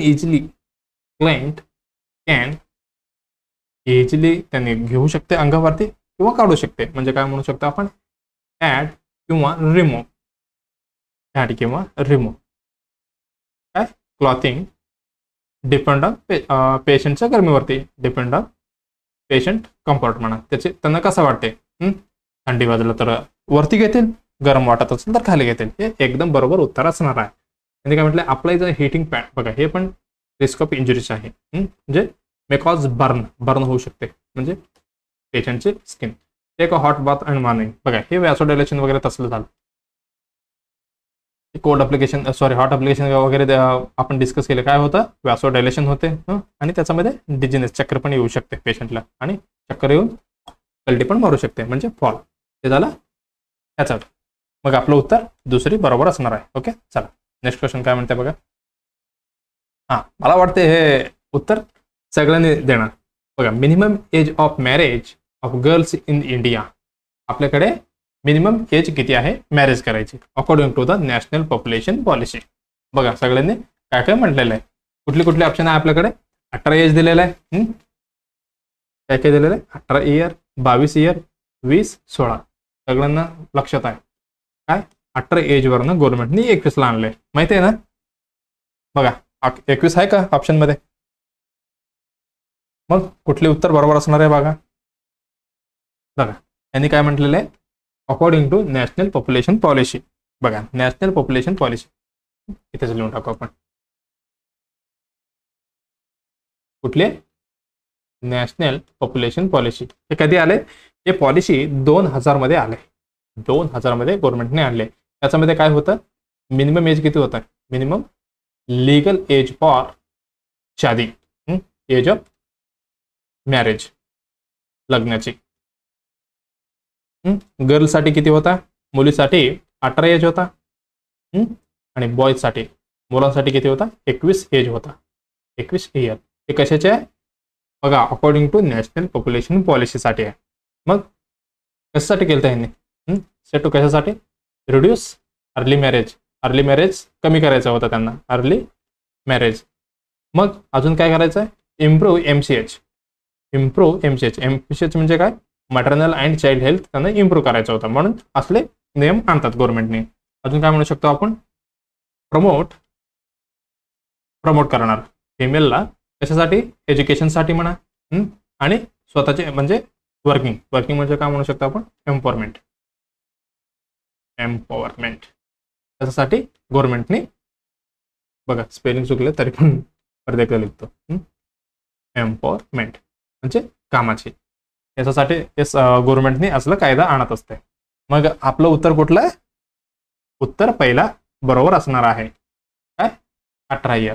पण सगळ्यांना लक्षात आहे गव्हर्नमेंटने कधी 2021 का 22 मध्ये किती वर्ष केले, बॉयज आणि म्हणजे मेल आणि फिमेलचं दोघांचं इयर किती फिक्स केले, 21 इयर फिक्स केलेलं आहे. बघा नेक्स्ट पेजमध्ये आहे, बघा काय, government of India, ministry of woman and child development वाले, राज्यसभामध्ये कधी 22/3/2023 ला, बरं का, हे लक्षात ठेवू शकता तुम्ही. त्याच्यामध्ये त्यांनी काय आन्सर दिलेलं आहे, अनस्टार मार्क आहे बघा. अनस्टार म्हणजे काय, जे गव्हर्नमेंटमध्ये नसते त्यांनी विचारलेले क्वेश्चन असते. बघा काय म्हटलं ह्याच्यामध्ये, कुठली ऍक्ट आहे, the provision of child marriage amendment bill, म्हणजे परत संशोधन झाले बिल कधी 2021 मध्ये, इन द पार्लिमेंट 21/12/2021 मध्ये हे आले. त्याच्यामध्ये काय केलेलं आहे, raising the age of marriage of woman to 21 year, बघा 21 इयरला केलेला आहे. ओके, कधी 2021 मध्ये. पण ह्यांनी काय विचारलंय, according to national population policy, त्यांनी अगोदरचे विचारले. मग आपलं उत्तर 18 बरोबर असणार आहे. पण त्यांनी मेन्शन केलं असेल according to provision of child marriage bill 2021 असं मेन्शन केलं तर आपलं उत्तर असणार आहे 21. ओके, चला आपलं उत्तर 18 भेटले. ही गव्हर्नमेंट ऑफ इंडियाचे बरं का, गव्हर्नमेंट ऑफ इंडिया मधले आणले हे. ओके, चला नेक्स्ट बघा, टाइम खूप झाले, हे लास्ट क्वेश्चन असणार आहे आपलं. Right route and safe to check temperature in to चिल्ड्रनमध्ये आपल्याला टेम्परेचर चेक करायचे, ते पण राईट रूट कुठली आहे आणि ते सेफ असायला पाहिजे. बघा टेम्परेचर म्हटल्यावर आपल्या लक्षात पटकन यायला पाहिजे नॉर्मल टेम्परेचर किती आहे. नॉर्मल टेम्परेचर हे इझी क्वेश्चन आहे, पण आले बरं का. मला वाटते बच्चूचे विचारलं होतं, न्यूबॉर्नमध्ये टेम्परेचर किती असते, किती 36.5 टू किती 37.5 डिग्री सेल्सिअस, हे विचारलेलं क्वेश्चन आहे. हे न्यूबॉर्नमधलं. मग अडल्टमध्ये किती असते बाबा, अडल्टमध्ये 37 डिग्री सेल्सिअस. ओल्डेजमध्ये थोडं कमी असतो, किती 36 डिग्री सेल्सिअस. हे झालं. ओके, आपल्याला काय बघायचं आहे, राईट रूट. बघा ओरल मेथडबद्दल आपण थोडक्यात बघूया. चला आपल्याला पटपटकन संपवायचं आहे. कुठलं मेथड होता, ओरल टेम्परेचर. ओरल टेम्परेचर बघा, ओरल टेम्परेचर म्हणजे हे मोस्ट कॉमन साईट आहे बरं का, अडल्टमध्ये हे मोस्ट कॉमन साईट आहे टेम्परेचर चेक करण्यासाठी. किती मिनिटापर्यंत आपले थर्मोमीटर तोंडात ठेवावं लागेल, 2 मिनिटासाठी, म्हणजे फॉर 2 मिनिट. ओके, हे काय, हे ॲसेसेबल आहे, हे इझी आहे, ॲसेसेबल आहे आणि कन्व्हिनियंट आहे. कोणाला पण हे यूज करू शकतो आपण. हे झालं. आणि त्याच्यामध्ये वेट फॉर 15 मिनिट्स. जे पेशंट म्हणजे आपल्याला जे टेम्परेचर चेक करायचे असते, ते पेशंटने हॉट म्हणा आणि कोल्ड म्हणा हे ड्रिंक्स घेतलं असेल तर 15 मिनिट थांबायचं आपल्याला. ओके, आणि स्मोकिंग पण बरं का, स्मोकिंग म्हणा आणि चिंगम खाल्लं तरी पण आपल्याला किती 15 मिनिट थांबायचं आहे, नंतरच ओरल टेम्परेचर चेक करायचं आहे. हे झालं oral temperature, most common site in adult. बच्चूमध्ये देऊ शकत नाही बरं का, कारण खाऊन टाकतील ते थर्मोमीटरला. आपण ते पण लिहून घेऊ की. ओके, काय होतं, आपण कॉन्ट्रा इंडिकेशन बघूया. ओके, आपल्याला फिक्स टाईममध्ये घ्यायचं आहे, हे पण लक्षात ठेवा. फिक्स टाईमला घ्यायचं आहे, नाहीतर व्हेरिएशन भेटते परत. फिक्स टाईम काय म्हणू शकतो आपण टेम्परेचरसाठी फॉर टेम्परेचरसाठी हे झालं. आणि कॉन्ट्राडिक्शन काय अनकॉन्शियस पेशंटला काय तोंड आ करणार आहे का ओपन करा म्हटलं नाही. चिल्ड्रन खाऊन हात सॉल्व करू शकतात बरं का चिल्ड्रन, ते पण कुठले लेस दॅन 6 इयरमध्ये हे नाही करायचं. आणि ओटू डिलिव्हरी करत असताना थांब बाबा तुझं ओटू घेऊ नको 5 मिनिट थांब मला काय करायचं टेम्परेचर चेक करायचं असं करता येणार का नाही. ते पण ओटू डिलिव्हरी सप्लिमेंट असेल तर ते पण त्यावेळी कॉन्ट्राइंडिकेशन आहे. आणि ET ट्यूब म्हणा ET ट्यूब आणि ब्रीथिंग कुठली माउथ वगैरे असेल तर ब्रीथिंग बाय माउथ म्हणजे त्यांचे नोज सोडून तोंडाने त्यांनी श्वास घेत असेल तर त्यांना थांबणार आहे का घे बाबा थोडी 5 मिनिट थांब नाही हे सगळं काय. आणि एपिलेप्सी अजून काय म्हणू शकतो सायकॅट्रिक पेशंट म्हणा आणि ओरल इंजुरी हे बघा हे महत्त्वाचं आहे. ओरल इंजुरी म्हणा सर्जरी झाली असं म्हणा आणि एनी इन्फेक्शन असेल तर हे सगळे काय की कॉन्ट्रा इंडिकेशन्स आहे बरं का. ओके हे झालं ओरल मेथडची त्याच्यामध्ये हे झालं. ओके दुसरं काय होतं auxiliary method sorry auxiliary method पटकन संपवायचं आपल्याला. अरे बापरे कुठे आला आपण 1 मिनिट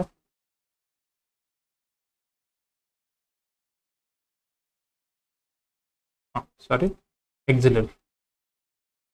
एक्झिलरी मेथड हे किती मिनिटासाठी ठेवायचं असतं होल्ड फॉर 5 मिनिट. हे पण कॉमन साईट आहे मोस्ट कॉमन नाही आहे कॉमन आहे कोणामध्ये इन न्यूबॉर्नमध्ये बरं का. मोस्ट कॉमन इन पिडियाट्रिकमध्ये पण अडल्टमध्ये नाही इन न्यूबॉर्न म्हणा आणि चिल्ड्रनमध्ये कुठलं एक्झिला मेथड आहे बरं का. हे सेफ आहे बरं का सेफ आहे आणि नॉन इन्व्हेजिव्ह आहे. इन्व्हेजिव्ह म्हणजे आपण बॉडी टिश्यूमध्ये हात घेत नाही आहे ते बाहेरनं होणार आहे नॉन इन्व्हेजिव्ह आहे. ते झालं. अजून कुठला होता तिसरा रेक्टम होता वाटते. ओके रेक्टमच आहे ना. ओके हे रेक्टल मेथड कसं आहे हे इन्व्हेजिव्ह बरं का कारण आपण बॉडीमध्ये इन्सर्ट करतो रेक्टममध्ये. हे काय म्हणू शकतो आपण हे इन्व्हेजिव्ह मेथड आहे. पहिलं ते हेच लिहून टाक इन्व्हेजिव्ह मेथड आहे. आणि लुब्रिकेट वगैरे लावून हे करायचं असते. लुब्रिकेट यूज घ्यायचं असतं कारण हे रेक्टममध्ये आपल्याला इन्सर्ट करायचं आहे. बघा किती इन्सर्ट करायचं हे पण महत्त्वाचं आहे. अडल्टमध्ये आणि चाइल्डमध्ये अजून काय म्हणू शकतो इन्फंटमध्ये किती इन्सर्ट करायचं इंचमध्ये सांगतो बघा. हे 1.5 इंचमध्ये हे 1 इंचमध्ये हे 0.5 इंच बरं का एवढी इन्सर्ट करायचं असते. पोझिशन कुठली पाहिजे सिम्स पोझिशन वाटतं बस एवढी. ओके चला क्वेश्चनकडे जाऊया. क्वेश्चन काय होतं राईट रूट ओरल होते का बच्चूमध्ये ओरल नव्हता. एक्झिलरी होता. रेक्टल बघा हे पण थोडी अनसेफ आहे पण हे दोन्हीमध्ये कम्पेअर केलं तर एक्झिला बेस्ट आहे बरं का. इन्फंट आणि चिल्ड्रनमध्ये एक्झिला बेस्ट आहे. रेक्टल पण नाही हो ऑल ऑफ द सगळे असणार आहे का नाही हे तर असंच गेलं. मग आपलं उत्तर असणार आहे एक्झिलरी. हे झालं एक्झिलरी. ओके चला बघा पिडियाट्रिकमध्ये असं आपण रेक्टल चेक करू शकतो बरं का. आणि हे झालं ओरलची कुठे ठेवायचं असतं इथे बघा टंग इथे आहे टंगचं खाली ठेवायचं असते. हे झालं सिम्स पोझिशन काय झालं हे एक्झिलरी मेथड. हे झालं एक्झिलरी मेथड. ओके हे झालं. ओके चला आपण खूप कन्झ्युमिंग झालं आपलं खूप लेंदी चाललं आपलं का. एवढे बघितल्याबद्दल धन्यवाद. बघा सगळ्यांनी काय करायचं आहे यूट्यूब चॅनलला आणि हा व्हिडिओला लाईक करायचं कॉमेंट करायचं शेअर करायचं आणि सबस्क्राईब करायचं हे घंट्या पण वाजवायचं आहे म्हणजे तुम्हाला लक्षात येईल. ओके चला खूप लेंदी झाले व्हिडिओ सॉरी पण नेक्स्ट मध्ये आपण थोडी कमी घेऊ आणि एक्सप्लेनेशन आपलं खूप चाललंय म्हणजे एक्सप्लेनेशन आपण खूप चालू पण हे पण महत्त्वाचंच आहे कारण आपण टाइम तर वेस्ट करत नाहीये आपण डिस्कशन करत आहे. ओके चला लवकरात आपलं नेक्स्ट एपिसोडमध्ये भेटूया. धन्यवाद.